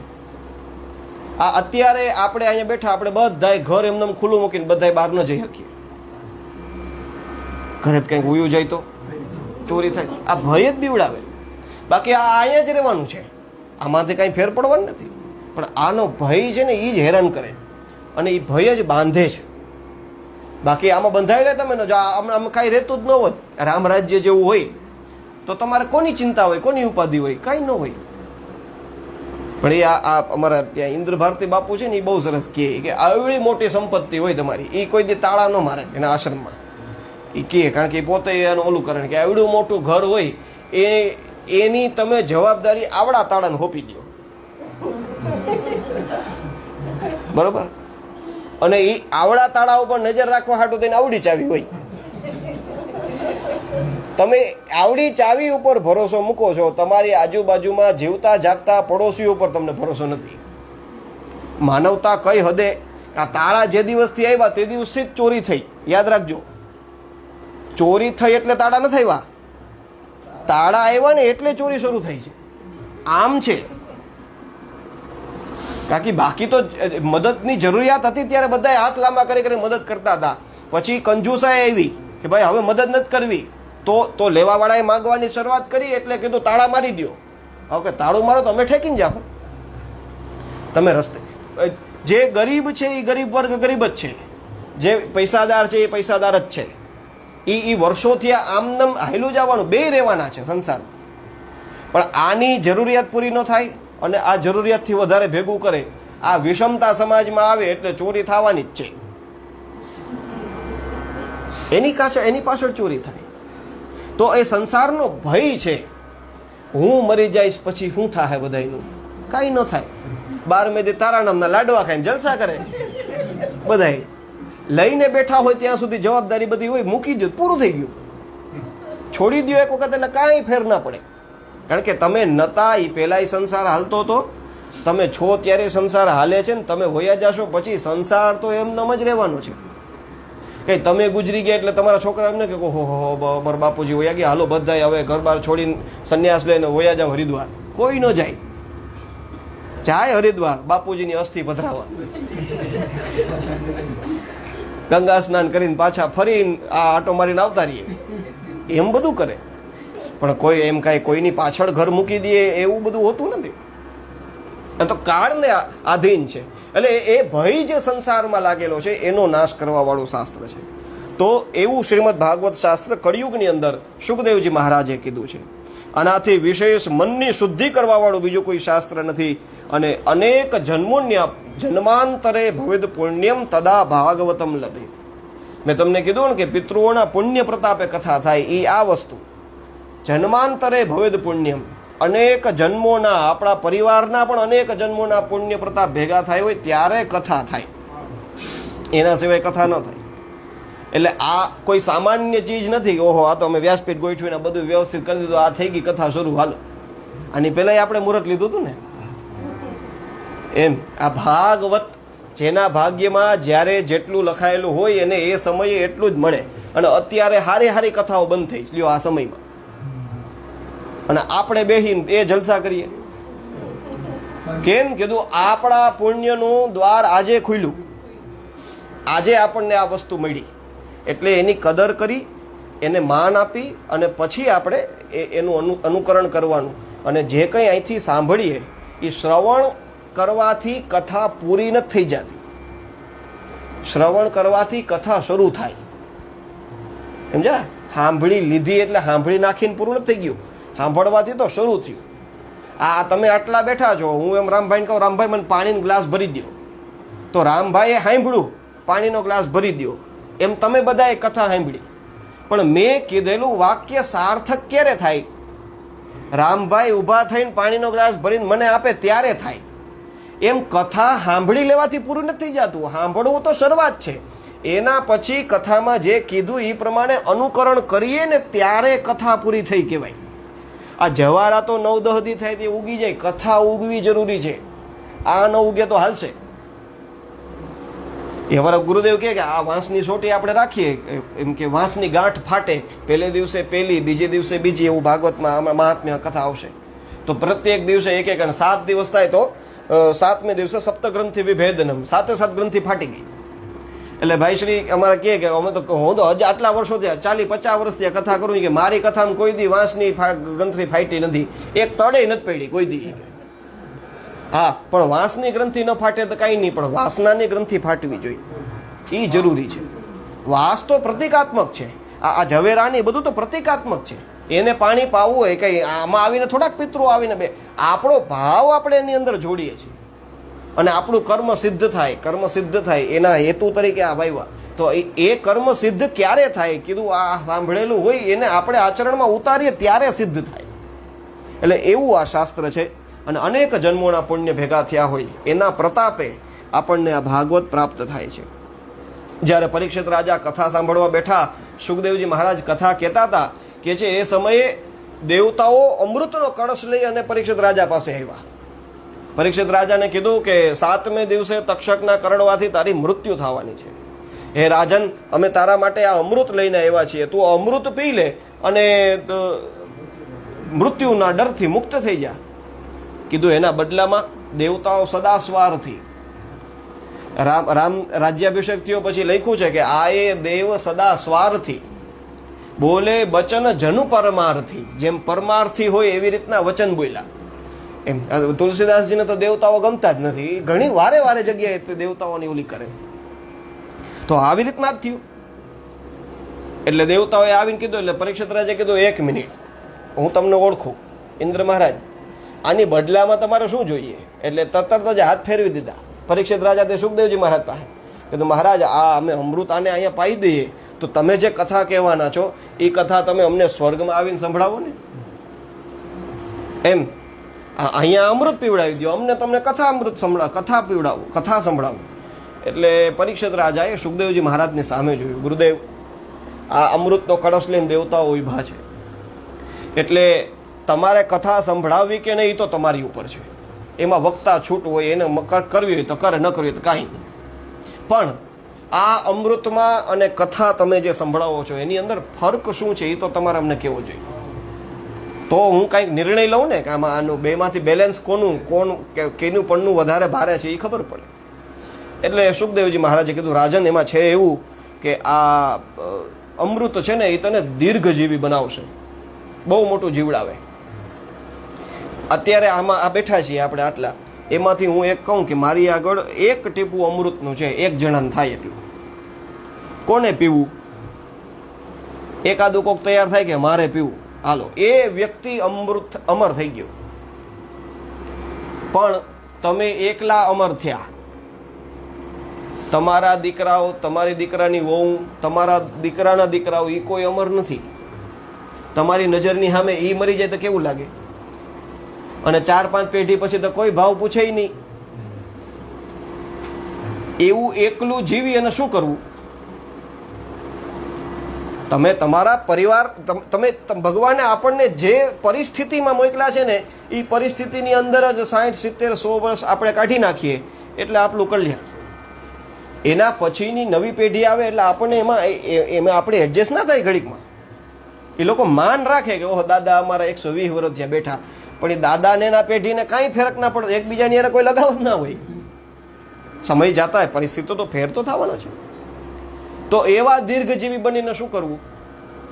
એટલે કીધું રાજન, આ અમૃત છે એ તને દીર્ઘજીવી મોટું જીવડાવશે, પણ કથા છે એ તને દિવ્યજીવી બનાવશે. તારે વિચારવાનું છે દીર્ઘજીવી થવું કે દિવ્યજીવી થવું. સ્વામી વિવેકાનંદ 42 વર્ષની અંદર પોતાનું કામ કરીને નીકળી ગયા. શંકરાચાર્ય ભગવાન 32 વર્ષની ઉંમરની અંદર પોતાનું કામ કરીને, આ બધા કેવા છે? કીધું આ દિવ્યજીવી છે, દીર્ઘજીવી નથી. અને આપણા ઘેરે આપણા પરિવારવાળા કે આપણી આજુબાજુમાં કોઈ હો વર્ષ છે બેઠો હોય ને બાજુવાળા ભોજાભાઈને પૂછો કે નામ શું, તો કે એ કંઈ ખબર નથી, એ કર્યું જ નથી. તો એવી રીતના રાજા તારી ઉપર છે, દિવ્યજીવી થવું કે દીર્ઘજીવી થવું. કીધું મહારાજ બીજું કંઈ? તો કે હા, હજી એક છે. કીધું આ અમર બનાવી દે, તને અમર કરી દે, એ વાત સાચી, પણ અમર બન્યા પછી પણ બીક તો લાગશે. દેવતાઓ ડરે તો ખરા ને, વારે વારે અસુરો આવે, વારે વારે યુદ્ધ કરો. અને આ બલિરાજાને હમણાં ઓલો અમૃતપાનમાંથી માર્યો હોય તો બલિરાજા બ્રાહ્મણોના શરણે જાય, બ્રાહ્મણો આગળથી દિવ્ય સોનાનો રથ લઈને જાય, ઇન્દ્રની ઉપર ચડાઈ કરે, ઇન્દ્ર પાછો સુર છોડીને ભાગે. આવી કથાઓ પુરાણોમાં મળે. વારે વારે ડરે, અમૃત પીધા પછી ડરે, પછી યુદ્ધ થાય, પછી ભગવાન એના હાટું થઈને વામન બનીને જવું પડે ને એ બલિરાજા પાસેથી પૃથ્વી. અમૃત પીધા પછી. એટલે કથા અમર બનાવે પણ અભય ન બનાવે. પણ અમૃત છે એ અમર બનાવશે, અભયત્વ નહીં આપે. આ કથા છે એ અમર નહીં બનાવે પણ અભય કરી દેશે. અને એ હકીકત છે. જ્યારે પરીક્ષિત રાજાએ કથા સાંભળી એટલે 12મા સ્કંદમાં સ્પષ્ટ બોલ્યા છે કે મૃત્યુભ્યો ન બિભેમ્યહમ, હવે મને મૃત્યુથી ડર લાગતો નથી. સ્પષ્ટ બોલ્યા છે પરીક્ષિત રાજા. એટલે કીધું હવે વિચાર તારે શું કરવું છે.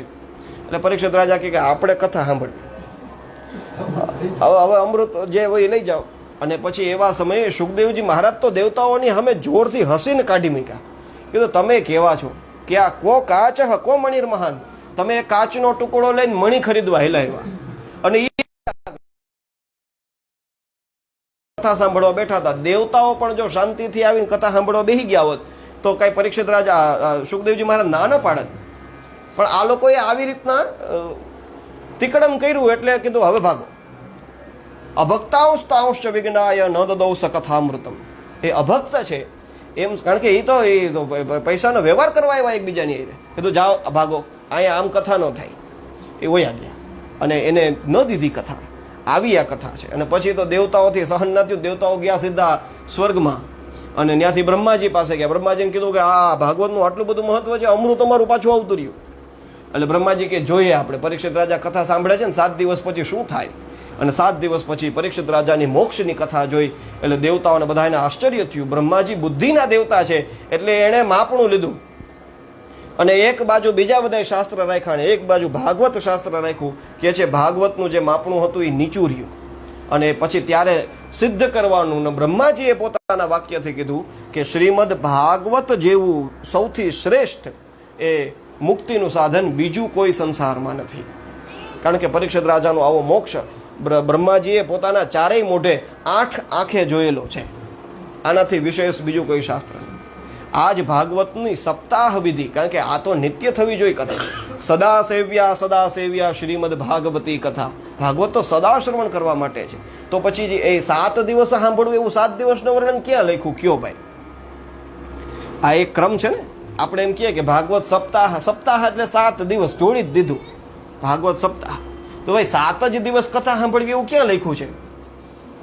એટલે એ સપ્તાહ વિધિ ક્યાંથી શરૂ થઈ એના વિશેની વાત શરૂ કરે છે. કહે છે કે આમ તો બ્રહ્માજી પાસેથી નારદજીએ કથા સાંભળેલી. આનો જે ક્રમ છે એ ભગવાન નારાયણ પાસેથી બ્રહ્માજી પાસે આવી, બ્રહ્માજી પાસેથી નારદજી પાસે, નારદજી પાસેથી વેદવ્યાસજી પાસે ચતુશ્લોકી ભાગવત રૂપે, અને વેદવ્યાસજીએ એ ચતુશ્લોકી ભાગવતના 18,000 શ્લોકમાં વિસ્તાર કર્યો. અને એ પછી સુખદેવજી મહારાજને ભણાવ્યું, અને સુખદેવજી મહારાજે પછી પરીક્ષિત રાજાને સંભળાવ્યું. અને એ પરીક્ષિત રાજાને સંભળાવતા હતા એવા સમયે સૂત પુરાણી ત્યાં બેઠા હતા, એણે આ કથા સાંભળેલી અને એ કથા એમણે શૌનકાદી ઋષિમુનિઓને કીધી. આ ક્રમ છે. તો બ્રહ્માજી પાસેથી કથા સાંભળેલી નારદજીએ, પણ 7 દિવસની વિધિ એ તો સનતકુમારોએ એમને કીધી. એટલે તરત જ શૌનક મહારાજના કાન ઊંચા થયા. સાંભળવામાં સાવધાની એને, કારણ કે સાવધાન તૈયાર શુંનું કીધું હતું ને, એટલે સાવધાની કીધું. અરે નારદજી કોઈ દિવસ ક્યાંય એક જગ્યાએ પગલું વાળીને બેસે નહીં. નારદજીને ક્યાંય તમે સ્થિર ના જુઓ, ફરતા રહેતા હો. તો એવા નારદજી 7 દિવસ સુધી કોઈ એક જગ્યાએ બેસીને કથા સાંભળે? અને બેઠા તો ખરા, સનતકુમારોએ એમને કથા કીધી. તો આ બંનેનો સંવાદ કેવી રીતના થયો એ તમે અમને ખબર. એટલે કહે છે કે એક દિવસની વાત છે, સનતકુમારો સત્સંગ કરવા માટે થઈ અને બદ્રિક આશ્રમ ગયેલા, બદ્રીનાથની અંદર. અને ત્યાં જઈ અને આ સનતકુમારોનો સ્વભાવ જ એવો છે, એ સદા સત્સંગ કરે. કોઈ વક્તા મળી જાય તો શ્રોતા બની જાય ચારેય, કોઈ શ્રોતા મળી જાય તો ચારેય ભાઈઓ વક્તા બની જાય, અને કોઈ ન હોય તો 4માંથી 1 વક્તા બને ને 3 શ્રોતા બને. આવી રીતના સત્સંગ સદા હાલે. બીજું કોઈ સાધન જ નહીં એના માટે થઈ. કથા માત્રૈક જીવી ન, એવું ભાગવતમાં લખ્યું છે સનતકુમારો માટે. કથા માત્ર જ એનું ઉપજીવન છે, એના માટે બીજું કશું નથી. હરિશરણમ કરતું રહેવાનું, અને કેવલ કથા, એના સિવાય બીજો કોઈ આશ્રય જ નથી. એવી રીતના જીવવાવાળા. તો સત્સંગ, એમ કે સત્સંગ થશે બદ્રિકાશ્રમમાં. એવી જ ન્યા જઈને જોયું તો પરિસ્થિતિ અલગ હતી. શું હતું? કીધું નારદજી હાથમાં વીણા લઈ અને આમથી તેમ આમદોડ કરે, આમ ભાગે, ઘડીક આમ જાય, ઘડીક આમ જાય, ઘડીક વિચાર કરે, દુઃખી અને ચિંતિત થયેલા નારદજીને જોયા. એટલે સનતકુમારોએ કીધું કે હે નારદ, આ તમે આવા અસ્થિર ને આવા ચિંતાયુક્ત થઈને કેમ આમ તેમ આટા મારો છો? ગત વિત્તો યથા જન, જેમ કોઈ મનુષ્યનું ધન લૂંટાઈ ગયું હોય ને દુઃખી થઈને બેઠો હોય, તમે એવા દુઃખી થયા લાગો છો. એની પાછળનું કારણ શું છે? અને જ્યાં સનતકુમારોને જોયા એટલે આંખોમાં ચમક આવી ગઈ. કારણ કે સમસ્યાનું સમાધાન ક્યાંક આમ સામે દેખાય ને એટલે મજા આવી જાય. હા, આમાંથી કંઈક રસ્તો મળશે, એમાંથી કંઈક આપણને સમાધાન મળશે. એટલે કીધું કે ભાઈ એમાં હતું, હું પૃથ્વી ગયો તો એમાં દુઃખી થઈ ગયો. અરે પૃથ્વીમાં જવાથી દુઃખી થવાય? કીધું હા. ક્યાં ગયા હતા? કીધું પુષ્કરમ ચ પ્રયાગમ ચ કાશીમ ગોદાવરીમ તથા. પુષ્કરમાં ને પ્રયાગમાં ને કાશીમાં ને ગોદાવરી નદીને કિનારે, હરિક્ષેત્ર, કુરુક્ષેત્ર, શ્રીરંગમ, સેતુબંધનમ, આવા બધા તીર્થોના નામ દીધા. આ બધે ગયો પણ ક્યાંય મને શાંતિ ન મળી. નારદજીએ કીધું હવે વિચારો, આ મુંબઈમાં ને બેંગ્લોરમાં ને આપણા આવા મોટા સિટીઓમાં એવા હોત, અમદાવાદમાં, તો એનું શું થાત? બેભાન થઈને પડી જાય. તીર્થોમાં જેને શાંતિ ન દેખાય, આપણે આપણા મનને શાંતિ મળે, થોડુંક ભજન કરી શકીએ એટલે આપણે નર્મદા કિનારે કે ગંગા કિનારે કે એવી રીતના તીર્થમાં જઈએ કે ભાઈ ન્યા એકાગ્ર થઈ અને શાંત મન કરશું ને પછી ભગવાનનું ભજન. ન્યા નારદજીને શાંતિ ન દેખાણી તો પછી બીજે ક્યાં શાંતિ દેખાવા? અને કીધું એટલે દુઃખી થયો. અને દુઃખી થયો એટલે મને એમ થયું કે હવે બીજે ક્યાંય મને આશ્રય મળશે નહીં, લાઈ વૃંદાવન જવા દે. કારણ કે વૃંદાવન એ ભગવાન શ્રી હરિની લીલા સ્થલી છે. કે છે વૃંદાવન ગયો ને તો થોડીક શાંતિ થઈ. અને યમુનાને કિનારે હું ફરતો હતો એવામાં એક આશ્ચર્ય દેખાયું. એક યુવતી સ્ત્રી બેઠી હતી અને 2 વૃદ્ધ પુરુષો એની બાજુમાં સૂતા હતા. હા, સૂતા હતા એ તો સમજાણું. પછી નારદજી કે મેં વિચાર કર્યો કે યુવતી સ્ત્રીની બાજુમાં વૃદ્ધ પુરુષો કોઈ રીતે ન સૂવે. કઈ દીકરી જુવાન બેઠી હોય ને એની બાજુમાં ઘરડો, એનો બાપે ન હોય ને સસરોય ન સૂવે, તો આ વૃદ્ધ પુરુષો કોણ હશે? અને એના જેવી બીજી કેટલી બધી યુવતીઓ હતી. એ કોઈ હાથમાં બીજણો લે અને કોઈ એને સાંત્વના આપે, કોઈ પાણી પીવડાવે. આવી રીતના એ આખી સીન જોયો. અને ઓલી યુવતી સ્ત્રી રડતી હતી. નારદજી વિચાર કર્યો કે આ 2 વૃદ્ધ પુરુષો કોણ હશે, આ સ્ત્રી રડે એ કોણ હશે? આવી રીતના દુઃખી થયેલા છે કોણ? પછી આમ તો નારદજી એટલે વિચાર કર્યો કે આપણે તો ભાઈ સંત માણા, અને આવી રીતના બહેનોનું કંઈ નક્કી ન હોય. 5 મિનિટ રડાઈ ખરીને 6ઠી મિનિટ હસવા માંડે. ભેગા થયા હોય એટલે દેરાણી જેઠાણી ભેગી થાય એટલે ઘડીક તો કેમ છો ને કેમ નહીં, એને કેવી રોવાની વાતો હાલે. 5 મિનિટ થાય તો આપણને એમ થાય કે ઓહો હો આજે તો ખલે આ હોણા હારી લીધા. 5 મિનિટ થાય પછી કાંઈ ન હોય, પાછું હસવાય માંડે. એટલે બહેનોના સ્વભાવનું કાંઈ નક્કી ન હોય. એટલે નારદજી કે મેં તો દૂરથી ખાલી જોયું કે ભાઈ આ શું ચાલે છે. અને એવામાં એ જે યુવતી રડતી હતી એની નજર મારી ઉપર પડી. એટલે એણે મને રોક્યા. ભો ભો સાધો ક્ષણમ તિષ્ઠ મચ્ચિંતામપી નાશય દર્શનમ તવલોકસ્ય સર્વથા ગહરમ પરમ. પ્રાર્થના કરી, હે સાધો, એક ક્ષણ માટે તમે ઊભા રહ્યો. એટલે નારદજીને જાણવાની ઈચ્છા તો હતી જ કે આ શું થાય છે, અને એવામાં સામેથી રોક્યા. ભો ભો સાધો ક્ષણમ તિષ્ઠ, એક ક્ષણ માટે ઊભા. અહીંયા ડોંગરેજી મહારાજ બહુ સરસ કહે કે સાધુની ક્ષણ અને અન્ન ક્ષેત્રની કણ એ ખૂબ મહત્વની હોય, એને બગાડવું નહીં. આજે મંગલાચરણ કર્યું ને તો મને ડોંગરે બાપા યાદ આવ્યા. કારણ કે આપણે જે પ્રમાણે ઓલી હરિનામ સંકીર્તન કર્યું ને, ધૂન કર્યું ને, તો એ ડોંગરેજી મહારાજની જે ઓલી સીડી ફરે ને કથાની, તમે સાંભળો છો તો એમાં જ્યાં આવા હજી તો હરે કૃષ્ણ શરૂ કરે ને ત્યાં તો આખી પ્રજા એ જે સાંભળવા બેઠા શ્રોતા હોય બધાએ ઝીલી લે. અને જ્યાં કરારવિંદ ને પદારવિંદમ ખાલી એને તો એટલું જ કરારવિંદેને જ બોલવું પડે, તા તો આખો માંડવો ગાજતો હોય. એટલે આજે મને થોડુંક એવું થયું કે આપણે માઇક વગર કરીએ જ ને પણ મજા આવે, કારણ કે તો તમે બોલો એ સંભળાય. હું તો બોલતો જ હોય પણ તમે બોલો એ ક્યારે સંભળાય. એટલે આવી રીતના એ ડોંગરેજી મહારાજ કહે. કારણ કે અહીંયા કીધી ને, હે સાધો ક્ષણમ તિષ્ઠ, એક ક્ષણ માટે જ ઉભા રહ્યો. સાધુનો ક્ષણ ન બગાડાય. અને બીજું, એને જઈને આપણી સમસ્યા ન કહેવાય. અમારે ઘેરે દીકરા નથી, હવે એને સંસારમાં મંડાવો નથી એટલે તો એને સંન્યાસ લીધો. તમે એની આગળ જઈને માગો, એ ક્યાંથી? એની આગળ શું ધન છે? એની આગળ ભક્તિ છે. એની આગળ તમે ભગવાનની ભક્તિ માગો. તમે મેડિકલ સ્ટોરમાં જઈને એમ કહો કિલો રીંગણા આપો તો થોડોક આપવાનો, એનું કામ જ નથી. મેડિકલ વાળાને કે ત્યાં દવા મળે, રેમડેસિવિર મળે, લેવા જાવ તો વેચતા હોય. બાકી કાંઈ બીજા કોઈ એમ તમે શાકભાજીવાળા આગળ જઈને કહો કે મને લાય ભાઈ બુફેન મારું માથું દુખે, તો એમ કોણ આપે ત્યાંથી? એનું કામ નથી. જેની આગળ જે હોય એની આગળ તમે મગાય તો એનું ફળ મળે. બસ એવી જ રીતે અહીંયા પણ સાધુ પાસે જાઓ તો એની આગળ સત્સંગ મગાય. સાધુ પાસે જાઓ તો ભગવાનની કથાની અંદર પ્રેરિત કરાય. મને સ્મરણ થાય સ્વામી રામસુખદાસજી મહારાજનું, કહે છે કે એનો સ્વભાવ એવો હતો કે તમે એની હારે બેઠા હોય ને એટલે એક ક્ષણની અંદર હા કંઈક કથા કરો, કાંઈ એમ કે કંઈ પ્રશ્ન કરો. અને એ લૌકિક નહીં, કથા વિશે પ્રશ્ન કરો, ભગવાનની કથા. સત્સંગ સિવાય રામસુખદાસજી મહારાજે કંઈ કર્યું નહીં. સત્સંગ જ, બીજી કોઈ લૌકિક ચર્ચાઓ નહીં કરવાની. સત્સંગ કથા વિશે એક પ્રશ્ન કરો, એના ઉત્તરની અંદર જે કંઈ સત્સંગ થાય. એટલે એવો સાધુ પાસે એક જ ક્ષણ માગો, એક ક્ષણ માટે તમે મારી પાસે ઊભા રહો. અને સાધુ જે કંઈ કામ ક્ષણમાં કરી શકે એ આપણે કદાચ આખી જિંદગી એની વાહે ખૂટી જાય તો થાય નહીં. એ એક ક્ષણની અંદર કરી દે.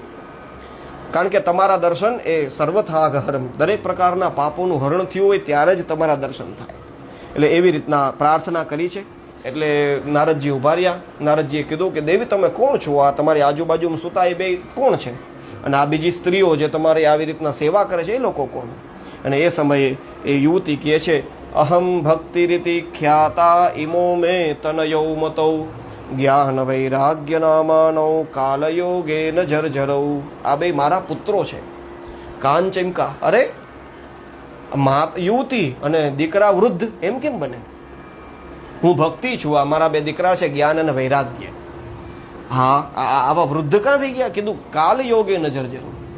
અત્યારે કળિયુગનો સમય એવો છે કે જ્ઞાન અને વૈરાગ્યને કોણ ગ્રહણ કરતું નથી. એટલા માટે થઈને હું દ્રવિડ દેશમાં ઉત્પન્ન થઈ, કર્ણાટકમાં થોડીક મોટી થઈ, મહારાષ્ટ્રમાં હજી વૃદ્ધિ પામી, અને ગુર્જર પ્રદેશમાં જેવી ગઈ એટલે જીર્ણતાને પ્રાપ્ત થઈ ગઈ.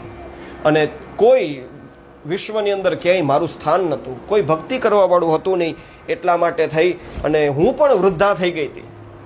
અને પછી કંટાળી અને છેલ્લે વૃંદાવનની અંદર આવી તો અહીંયા ભક્તિ નાચે. કારણ કે ન્યા યોગેશ્વરેશ્વર ભગવાન શ્રી કૃષ્ણ ખુલ્લા પગે રમ્યા છે. એવી જ ભૂમિ જો આ દુનિયામાં હોય તો એક વૃંદાવન જ છે. એમ કે ભગવાનના ચરણોની છાપ હજી તમને ત્યાં કામદવનની અંદર તમે જાઓ તો હજી જોવા મળે. ગોવર્ધનની તળેટીની અંદર શ્રી કૃષ્ણનું સ્મરણ કરો તો હજી તમને ત્યાં ભગવાનના ચરણોની છાપ દેખાય. તો આવી રીતના એક જ સ્થાન છે, એટલું દિવ્ય અને રમણીય છે કે ભાઈ અહીંયા આવી એટલે ભક્તિ તો પુષ્ટ બની, પણ અહીંયા જ્ઞાન વૈરાગ્યનો બોધ કરવાવાળા કોઈ હતા નહીં. આનો મતલબ થયો કે કળિયુગના સમયની અનુસાર કોઈ ભક્તિ કરતું નહોતું, અને કોઈ વ્યક્તિ કદાચ ભક્તિ કરતું હતું તો એનામાં જ્ઞાન નહોતું ને વૈરાગ્ય નહોતું. વૈરાગ્ય અને જ્ઞાનની સહિત જ ભક્તિ કરવી. જો જ્ઞાન અને વૈરાગ્ય વગરની ભક્તિ હોય એ તો વાંઝણી ભક્તિ કહેવાય, કારણ કે જ્ઞાન વૈરાગ્ય એ ભક્તિના દીકરા છે. હવે તમે બે દીકરાને એને કહો કે તું તારા કોઈ માને એમ કહો કે તમારા જમવાનું આવ્યા છે, તમારા દીકરાનું જમવાનું તમે ઘેરે બનાવીને આવજો, એમાં જમવા આવે? ના જ પાડી દે ને કે ભાઈ ના, તો હું મારા છોકરાનું પહેલાં કરીશ, મારે તારી ઘરે રોટલો ખાવા નથી આવું. એમ ભક્તિનો સ્વીકાર કરો, તમે ભજન કરો, પણ તમારામાં જરા કેવોય જ્ઞાનનો ઉદય ન થાય, તમારામાં જરા કેવોય વૈરાગ્ય ન જાગે, તો પછી એ ભક્તિ વાંઝણી ભક્તિ છે. એ ભક્તિ ફળે નહીં. દુઃખી થાય આપણી ઘરે આવીને, જઈએ મારા હાથમાં લે તો ભક્તિ મારાની બિચારી રોવા બે, આ મને યાદ કરે પણ આનામાં કાંઈ હું કરી શકું એમ છું નહીં. અને સર્વાંગ પુષ્ટા ક્યારે બને? જ્યારે જ્ઞાન અને વૈરાગ્ય પણ ભેગું ભેગું એની અંદર જોડાતું. તો એવી ભક્તિ દુઃખી થઈને પડી હતી. એટલે કીધું આનું કંઈ ઉપાય બતાવો. આ બે મારા દીકરાઓ વૃદ્ધ કેમ થઈ ગયા છે? અને આંખો બંધ કરી નારદજીએ એક ક્ષણની અંદર જોયું અને કીધું, દેવી ચિંતા ન કરો, આ કળિયુગનો પ્રભાવ છે, સમય એવો આવ્યો છે એટલે અને જ્ઞાન અને વૈરાગ્યનો કોઈ સ્વીકાર કરવાવાળા નથી. તો ભક્તિ મહારાણીએ કીધું કે કળિયુગ તો પરીક્ષિત રાજાના હાથમાં હતો ને, પરીક્ષિત રાજાના ચરણે પડ્યો તો શુદ્ર બનીને પડ્યો હતો ને, એની ઉપર તલવાર હાથમાં ખુલ્લી હતી. જો પરીક્ષિત રાજાએ કળિયુગને ન આવવા દીધો હોત તો? નારદજીએ કીધું કે પરીક્ષિત રાજા એ સારગ્રાહી છે. દેવી કાળની ઉપર કોઈનું વિજય હાલતું નથી. સમય પૂરો થાય એટલે રામ ભગવાને પણ સાકેત ધામમાં જવું તો પડે, એમાં કોઈનું ન હાલે. સમય પૂરો થાય એટલે કૃષ્ણ ભગવાને ઓલો જરા પારધીનું બાણ ખાવું તો પડે, એમાં ન હાલે. એ સમયની મર્યાદા સાચવી કહેવાય. એ લોકો મર્યાદા સાચવે ને આપણે સમયની મર્યાદામાં રહેવું પડે. એમ એ લોકો પોતે પાલન કરે ને આપણે આપણી રીતે પાલન કરવું પડે, પરાણે કરાવડાવે. એટલે દેવી કાળ એવો છે કે એ ભગવાન આ ધરાધામ છોડીને ગયા એટલે કળિયુગનો પ્રારંભ થઈ જ ગયો. પણ રાજા પરીક્ષિત એ છે ને એ સારગ્રાહી છે. કેમ? કીધું એણે જોયું કે જે વસ્તુ સત્યયુગની અંદર તપસ્યા કરવાથી પ્રાપ્ત થતી હતી, ત્રેતાયુગની અંદર જે વસ્તુ યજ્ઞ કરવાથી પ્રાપ્ત થતી હતી, દ્વાપરની અંદર જે વસ્તુ વ્રત કરવાથી પ્રાપ્ત થતી હતી, એ જ વસ્તુ કળિયુગની અંદર ખાલી હરિનામ કરવાથી પ્રાપ્ત થઈ જાય છે. અને આપણે જે વાતની શરૂઆત કરી અને કથાનો પ્રારંભ કર્યો એ વસ્તુ કુશલાની આસુ સિદ્ધ્યંતી નેતરાણી કૃતાની છે. કુશળ હોય, જે કોઈનું સારું વિચારીએ ને એ તરત જ સિદ્ધ થાય, એનું ફલ મળે. અને મનથી કરેલા માનસ પુણ્ય હોય નહીં પાપા, મનથી કરેલા પુણ્ય ફળે પાપ ફલિત થતા. આવો સાર ગ્રહણ કર્યો ને અને હરિનામનું બળ છે એટલું જોઈ અને પરીક્ષિત રાજાએ એ કળિયુગને આવવા દીધો. આવી રીતના વાત કરી એટલે ભક્તિ મહારાણી પ્રસન્ન થઈ અને પ્રાર્થના કરે છે, અહો દેવર્ષિ ધન્યોસી, તમે ધન્ય છો, તમારી મારામાં આટલી બધી નિષ્ઠા છે, હું પ્રસન્ન થઈ છું. પ્રાર્થના કરી પછી નારદજી કહે છે કે તું ચિંતા ન કર, ભગવાન શ્રી હરિનું સ્મરણ કર, તારા દુઃખને દૂર કરશે. અને આવી રીતના અનેક પ્રકારના ઉપદેશો આપ્યા.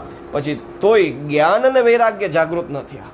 એટલે ભક્તિ મહારાણીએ કીધું કે એ નારદજી, તમારી વાણી સાંભળી અને મારો જન્મ કેમ થયો એ તમે મને કીધું કે હું તો ભગવાનની પ્રિયા છું અને ભગવાને લોક ઉદ્ધાર કરવા માટે થઈને મને પૃથ્વી ઉપર મોકલી, જ્ઞાન વૈરાગ્ય બે મારા દીકરા બનાવ્યા, મુક્તિને તમે મારી દાસી બનાવી, આવી રીતના તમે મારા પરિવારનો મારો કેમ જન્મ થયો બધું તમે મને કીધું. પણ આ મારા દીકરાઓ જ્યાં લગી જાગૃત ન થાય ત્યાં લગી મને ગમશે નહીં. જેનો દીકરો બીમાર થઈને હોસ્પિટલમાં પડ્યો હોય એની માં કોઈ દી પાર્લરમાં બેઠી હોય ન જોઈ, એની માં કોઈ દી સિનેમા જોવા જાય ન જાય, એની માં કોઈ લગ્ન પ્રસંગમાં જાય ન જાય. એનું જીવ એ એના બાળકમાં જ રહે. એમ ભક્તિ મહારાણી કહે તમે કયો છો એ સાંભળીને સુખિતાસ્મી હું સુખી તો થાઉં છું, પણ મારા પુત્રોની ચિંતા એની ચેતના જાગૃત નથી થતી, એના માટે કંઈક ઉપાય કરો, એને બોધ થાય તો બોધય અને એનું દુઃખ દૂર થશે એટલે હું એની રીતે હાજી થઈ જઈશ. આવી પ્રાર્થના કરી. એટલે પછી તો એ જ્ઞાન અને વૈરાગ્યના કાનમાં જઈ વેદનો પાઠ કર્યો, બ્રહ્મસૂત્રોનો પાઠ કર્યો, ઉપનિષદોનો પાઠ કર્યો, ગીતાનો પાઠ કર્યો. તો કે છે થોડીક વાર માટે થઈ ઊભા થયા, આળસ મળીને પાછા હોઈ ગયા. આવી પરિસ્થિતિ જોઈ એટલે નારદજીએ કીધું કે વેદ ઉપનિષદોના પાઠથી કંઈ નથી થતું, આના માટે શું કરવું જોઈએ? આકાશવાણી થઈ કે આ એતદર્થમ તો સત્કર્મ, આના માટે થઈને તમે સત્કર્મ કરો. કીધું સત્કર્મ શું છે? કીધું એ ઋષિમુનિઓ બતાવશે. નારદજી વીણા લઈને નીકળી ગયા. ભક્તિ મહારાણે કીધું તમે અહીંયા યમુના કિનારે બેસો, હું હમણાં જઈને આવું છું, ઋષિમુનિઓને પૂછીને આવું છું કે સત્કર્મ કોને કહેવાય. અને આશ્રમે જઈને બધાને પ્રશ્ન કર્યા સત્કર્મ કોને કહેવાય. એટલે ઋષિમુનિઓ બિચારા આમ નારદજીની સામું જોવે. કીધું નારદજી તમને ખબર ન હોય, અમને ક્યાંથી ખબર હોય? ચોખ્ખી વાત છે, ભગવાનની હારે સીધો કોન્ટેક્ટ તમારે છે. અમે તો વૈકુંઠમાં જવા હાટું થઈને નાક પકડીને બેઠા, અને તમે તો ગમે ત્યારે જઈ શકો, ગ્રીન કાર્ડ તમારી આગળ તો તમે અમને પૂછો ક્યાંથી ખબર પડે? એટલે કોકે એવો જવાબ દીધો, કોકે કીધું તો એ તો બહુ ગુડ છે ને ખબર ના પડે ને, કોક તો કિયંતસ્તુ પલાયિતા, કળિયુગના હતા ને સાધુઓ, એટલે આમાં એવી વાત કરી કે કોક તો જેમ નારદજીને આવતા જોઈએ તો આશ્રમ છોડીને ભાગ્યા. કીધું આ કંઈક પૂછશે ને હેરાન કરે અને આપણી મહિમાની ઓછી થાય એના કરતાં અહીં હોઈ જવું હાર. હોય ને સેવક ચેલાનું કંઈ કામ પૂરું ન થતું હોય ને એટલે ચેલો વારે આશ્રમમાં આવતો હોય, એટલે સ્વામીજી આમ બારીએથી જોઈ લઈએ કે આ ચેલો આવે છે, આ બિચારો આવશે એટલે એકની એક વાત કરશે, આપણેથી કામ થયું નથી. એટલે એના ચેલકાને કે બહાર ઉભો રહીએ અને એમ કહે કે ક્યાં, તો કે મહાત્મા બહાર ગયા છે. હવે એ અંદર ગાટલે જઈને સૂતો હોય અને વાં ઓલો કે મહાત્મા તો બહાર ગયા, એ હમણાં આજે દર્શન ન દે, બહાર છે. એવી રીતના એ આ બધા કિયંતસ્તુ પલાયિતા આવા બધા આવા હોય ને અત્યારે તો એવા બધા એ નહીં મળ્યા, ક્યાંય એને સંતોષ નથી. અને પછી તો છેલ્લે નિશ્ચય કર્યો કે હવે હું બદ્રિકાશ્રમમાં જાઉં, કારણ કે તપસ્થલી છે, નરનારાયણ ભગવાન તપસ્યા કરે, તપસ્યા કરવી હોય તો બદ્રીનાથ જાઓ. અને એમ હું તપસ્યા કરીશ અને ભગવાન નારાયણને પ્રસન્ન કરીશ, એને પૂછીશ કે સત્કર્મ શું છે. એમ તપસ્યા કરવા માટે થઈ ચિંતાતુર બનેલા નારદજી બદ્રીનાથમાં આવ્યા હતા. ત્યાં સનતકુમારોનો ભેટો થઈ ગયો. સનતકુમારોને આટલી વાત કીધી કે આવી પરિસ્થિતિ થઈ એટલે હું અહીં આવ્યો છું, બોલો. કીધું અરે આ આવડી નાનકડી વાત, આ તો કાંખમાં છોકરોને ગામમાં ગોતવા જેવી વાત છે. કેમ? કીધું સત્કર્મ શું છે એ અમે તમને કહીએ. આ સનતકુમારો કે તમે કહેતા હોય તો એનાથી વિશેષ શું હોય? કીધું ક્યાં? કીધું અહીંયા નહીં. આપણે સત્કર્મની ચર્ચા કરવી હોય તો એ ભાગવત સાંભળવાથી, ભાગવતથી શ્રેષ્ઠ બીજું કોઈ સત્કર્મ નથી. કીધું ભાગવત તો બીજું કંઈ નથી. વેદોપનિષદામ સારા જાતા ભાગવતી કથા, વેદ અને ઉપનિષદના સારમાંથી જ ભાગવત ઉત્પન્ન થયું. હવે જે કામ વેદથી ન થાય, જે કામ ઉપનિષદોથી ન થાય, એ કંઈ ભાગવતથી થોડું થાય. નારદજી તર્ક તો કરે ને, કારણ કે એને મહેનત કરી દીધી, ગળું ફાડ્યું હતું ને આવલા જ્ઞાન અને વૈરાગ્યના કાનમાં જઈ જાય. તમે એમ કહો કે એનાથી ન થાય, ભાગવતથી થઈ જાય. અરે એનો જ સાર છે, એનાથી કેમ થાય? એટલે એવા સમયે 3 ઉદાહરણો ત્યાં સનતકુમારોએ કીધા. નારદજી સાંભળો, તમારે મીઠી ચા પીવી હોય તો એમાં શેરડીનો રસ નાખવાથી ચા બને કે ખાંડ નાખવાથી બને? ખાંડ નાખવાથી જ બને ને. બાકી ચા ખાંડ કેમાંથી બને? શેરડીના રસમાંથી જ બને. પણ જે કામ શેરડીથી ન થાય એ કામ ખાંડ કરી દે. પછી અત્યારે ચૈત્ર મહિનો, હમણાં કેરી શરૂ થશે. હવે કેરી ખાવી હોય તો તમે આંબાના પાંદડા ખાઓ, ડાળખા ખાઓ કે થડ ખાઓ તો એનાથી મીઠો રસ મળે? ના મળે. એ કેમાં મળે? કીધું એ કેરીમાં જ મળે. ભલે આંબાથી ભિન્ન નથી, આંબાનું જ અંગ છે, પણ એનાથી પૃથક થયેલી રસાકૃતિ છે, અલગ વસ્તુ છે. એનાથી જે સ્વાદ મળે એ સ્વાદ એ આંબાનો ન મળે. હવે એવી જ રીતે લાડવા બનાવવા હોય, એમાં ઘી નાખવું હોય તો દૂધ નાખવાથી લાડવા બને? ઘી જરૂર પડે, ઘીની જ જરૂર પડે, દૂધથી ન થાય. ભલે દૂધમાંથી જ બન્યું. બસ એવી જ રીતે વેદ અને ઉપનિષદોમાંથી જ ભાગવત બન્યું છે, બરોબર છે, પણ એ વેદ ઉપનિષદ જે ના કરી શકે એ ભાગવત કરી દે. નારદજીએ કાન પકડી લીધા, કીધું બસ બરોબર, હાલો તમે કથા, આ તમારાથી શ્રેષ્ઠ વક્તા અમને બીજું કોણ મળે? તમે કથા કરો, હું શ્રોતા, હું યજમાન, તમે કયો ન્યા કથા કરીએ આપણે. એટલે સનતકુમારોએ કીધું કે આપણે અહીંયા આ બદ્રીનાથમાં બેઠા છીએ, અહીંથી થોડા નીચે જઈએ. તટમ આનંદ નામકમ, ગંગા દ્વાર સમીપે તું તટમ આનંદ નામક, આનંદ નામક તટ છે ગંગાને કિનારે હરિદ્વારમાં, ત્યાં જઈને આપણે કથા કરીએ. અને આવી દિવ્ય ભાગવત કથાનું આયોજન થયું. અને ભૃગુ ઋષિએ બધાય ઋષિ મુનિઓને બોલાવવા મૂક્યું, કીધું બધાને તેડી આવો, અહીંયા બધાને ભેગા કરો. નારદજી કથા કરે. આ જેમ ઊભી વ્યાસપીઠ ગોઠવી એમ આડી ગોઠવી, કારણ કે 4 સનત કુમારો બેઠા હતા ને.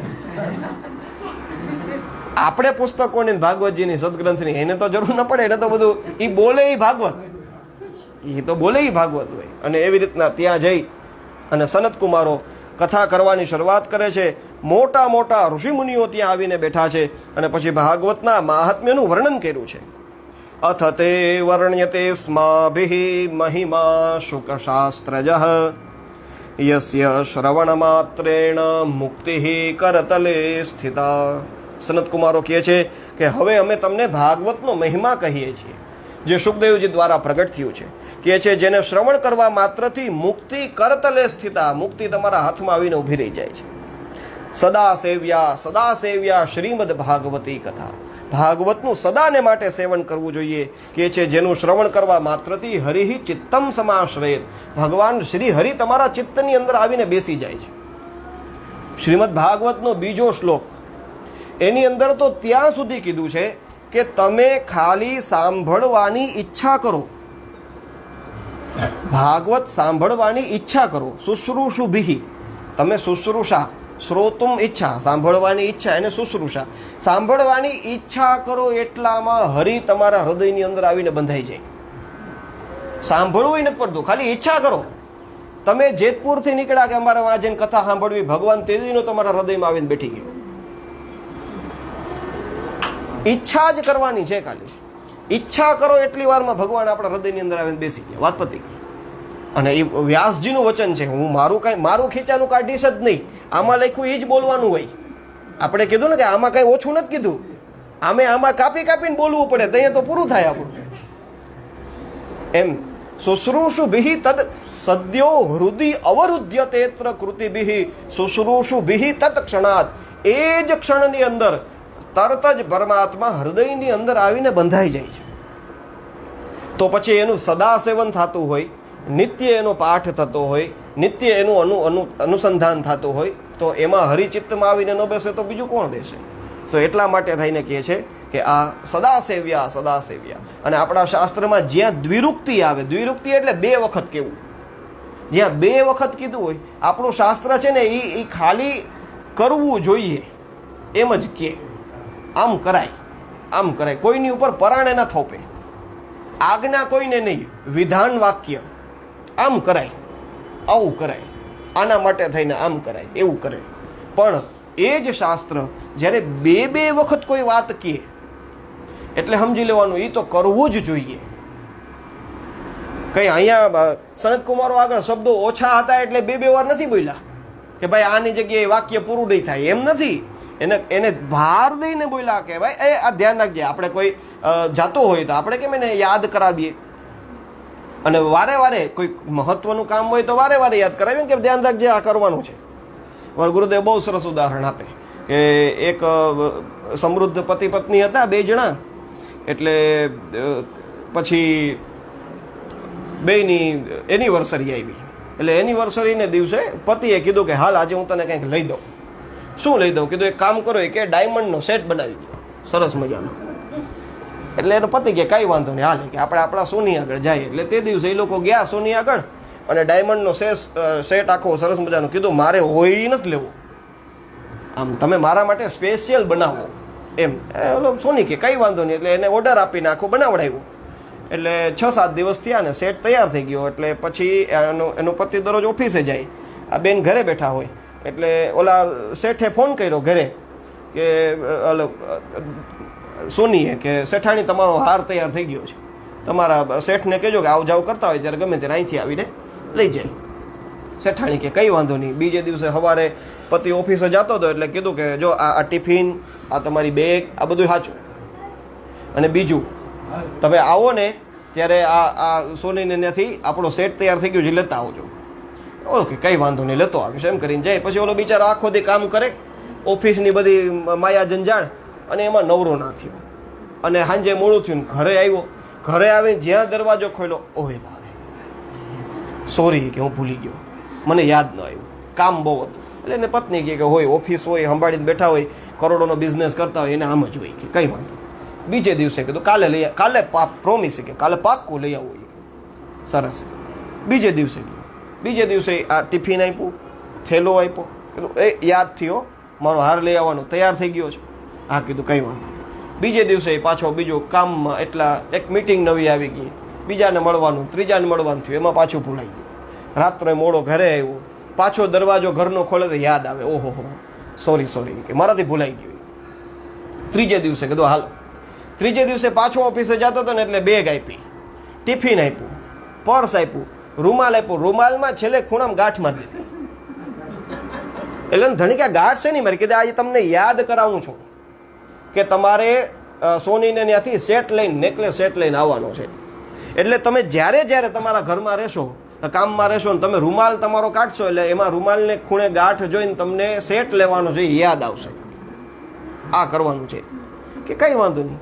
અને એવું જ થયું, જે જમવા બેસે એટલે જમવા માટે જેવું આમાં મોઢું લુવા રૂમાલ કાઢ્યો, હા જો સોની ત્યાંથી સેટ લેવાનો છે એમ કરીને રાત્રે છેલ્લી મિટિંગ પૂરી કરીને પાણી પીને જ્યાં રૂમાલ હાથમાં લીધો, મોઢું લુવા હટું, ગાંઠ મારી સોની ત્યાંથી સેટ, તે દિવસે સેટ લઈને આવ્યો. એ ગાંઠ મારેલી હતી ને એ યાદ માટે કે આ કરવાનું છે. એમ આપણા શાસ્ત્રો જ્યાં આમ પરાણે બે વખત કહે કે આ કરવાનું જ છે, એવું હોય એ તો કરવું જ જોઈએ. એટલા માટે કીધું સદા સેવ્યા શ્રીમદ ભાગવતી કથા, સદા સેવન કરવા જેવી છે. આ 18,000 શ્લોકનો ગ્રંથ 12 સ્કંધની અંદર સંમિલિત થયેલો પરીક્ષિત રાજા અને સુખદેવ મહારાજનો આ સંવાદ છે. એવું ભાગવત તમે સાંભળો. જ્યાં સુધી વ્યક્તિના કાનની અંદર આ સુખદેવજી મહારાજ દ્વારા ગવાયેલી કથા પડતી નથી કે છે, ત્યાં જ સુધી આ સંસાર ચક્રની અંદર એ અજ્ઞાનવશ ભ્રમણ કર્યા કરે છે. અરે અનેક શાસ્ત્રો છે અને પુરાણો પણ અનેક છે. એવા ભ્રમાવહ પુરાણો સાંભળી અને શું લાભ? એના કરતાં તો એક ભાગવત શાસ્ત્ર છે જે મુક્તિદાન દેવા માટે થઈ અને ગર્જના કરે છે. આવી રીતના ભાગવતનું હજી મહાત્મ્યનું કથન ચાલતું હતું કે છે, એવામાં એક આશ્ચર્ય થયું. આ ભાગવત કેમ બન્યું એની વાત કરી. કીધું કે ભાઈ જ્યારે ભગવાન આ ધરાધામ છોડી અને સ્વધામ જતા હતા એવા સમયે ઉદ્ધવજી ભગવાનની પાસે ગયા. ભગવાનને પ્રાર્થના કરીને કીધું કે પ્રભુ તમે તો આ ધરાધામ છોડીને જશો તો તમારી પાછળ જે આ પ્રજા જે કળિયુગની અંદર આવશે એ લોકો માટે શું આશ્રય સ્થાન, એ કોના આધારે જીવશે?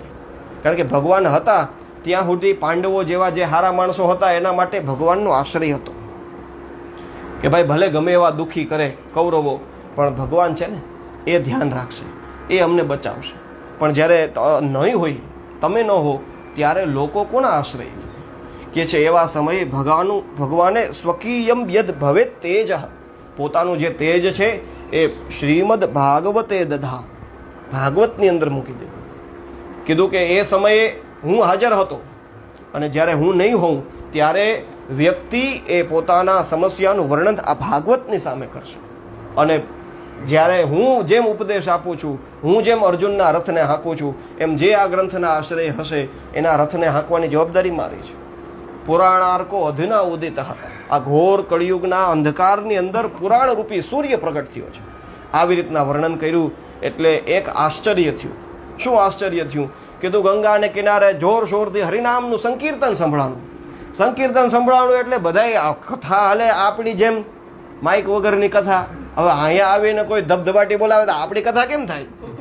એટલે સનતકુમારો બોલતા આમ નજર ફેરવી, કોણ આવે છે? તા તો મોટો બધો સંઘ, અનેક સ્ત્રીઓ, અનેક પુરુષો, અને એની અંદર ત્યાં હરિનામ સંકીર્તન કરતા દોયડા આવે છે. અને એ બધાયની વચ્ચે જોરથી ઠેકડા મારતી ભક્તિ મહારાણીને જોયા. નારદજીએ આમ આંખો કરીને જોયું, અરે આ તો ભક્તિ મહારાણી. એની બાજુમાં બે છોકરાઓ તરુણ બનેલા, એકદમ નાના યુવાન બની અને હે કૃષ્ણ ગોવિંદ હરે મુરારે, હે શ્રી કૃષ્ણ ગોવિંદ હરે મુરારે કરતા એ પણ દોડીને આવે ભેગા. આવી જોયું એટલે કીધું આ કોણ આવ્યું? એટલામાં તો સંઘ આખો પહોંચી ગયો ગંગા કિનારે. હવે જુઓ, આ બેભાન થઈને પડ્યા હતા યમુના કિનારે વૃંદાવનમાં. ત્યાંથી હજી તો ભાગવતનું મહાત્મ્ય શરૂ થયું છે. એટલામાં એ સંકીર્તન કરતા ગંગાને કિનારે પહોંચી ગયા અને ગંગાને કિનારે આવી અને ભગવાનનું સંકીર્તન કરે અને આવીને સનતકુમારોને પ્રણામ કર્યા. સનત પ્રમાણોને પ્રણામ કરીને કીધું કે ભાઈ તમારી કૃપાથી અમે અહીંયા પધાર્યા, તમે કયો હું ક્યાં સ્થાન ગ્રહણ કરું.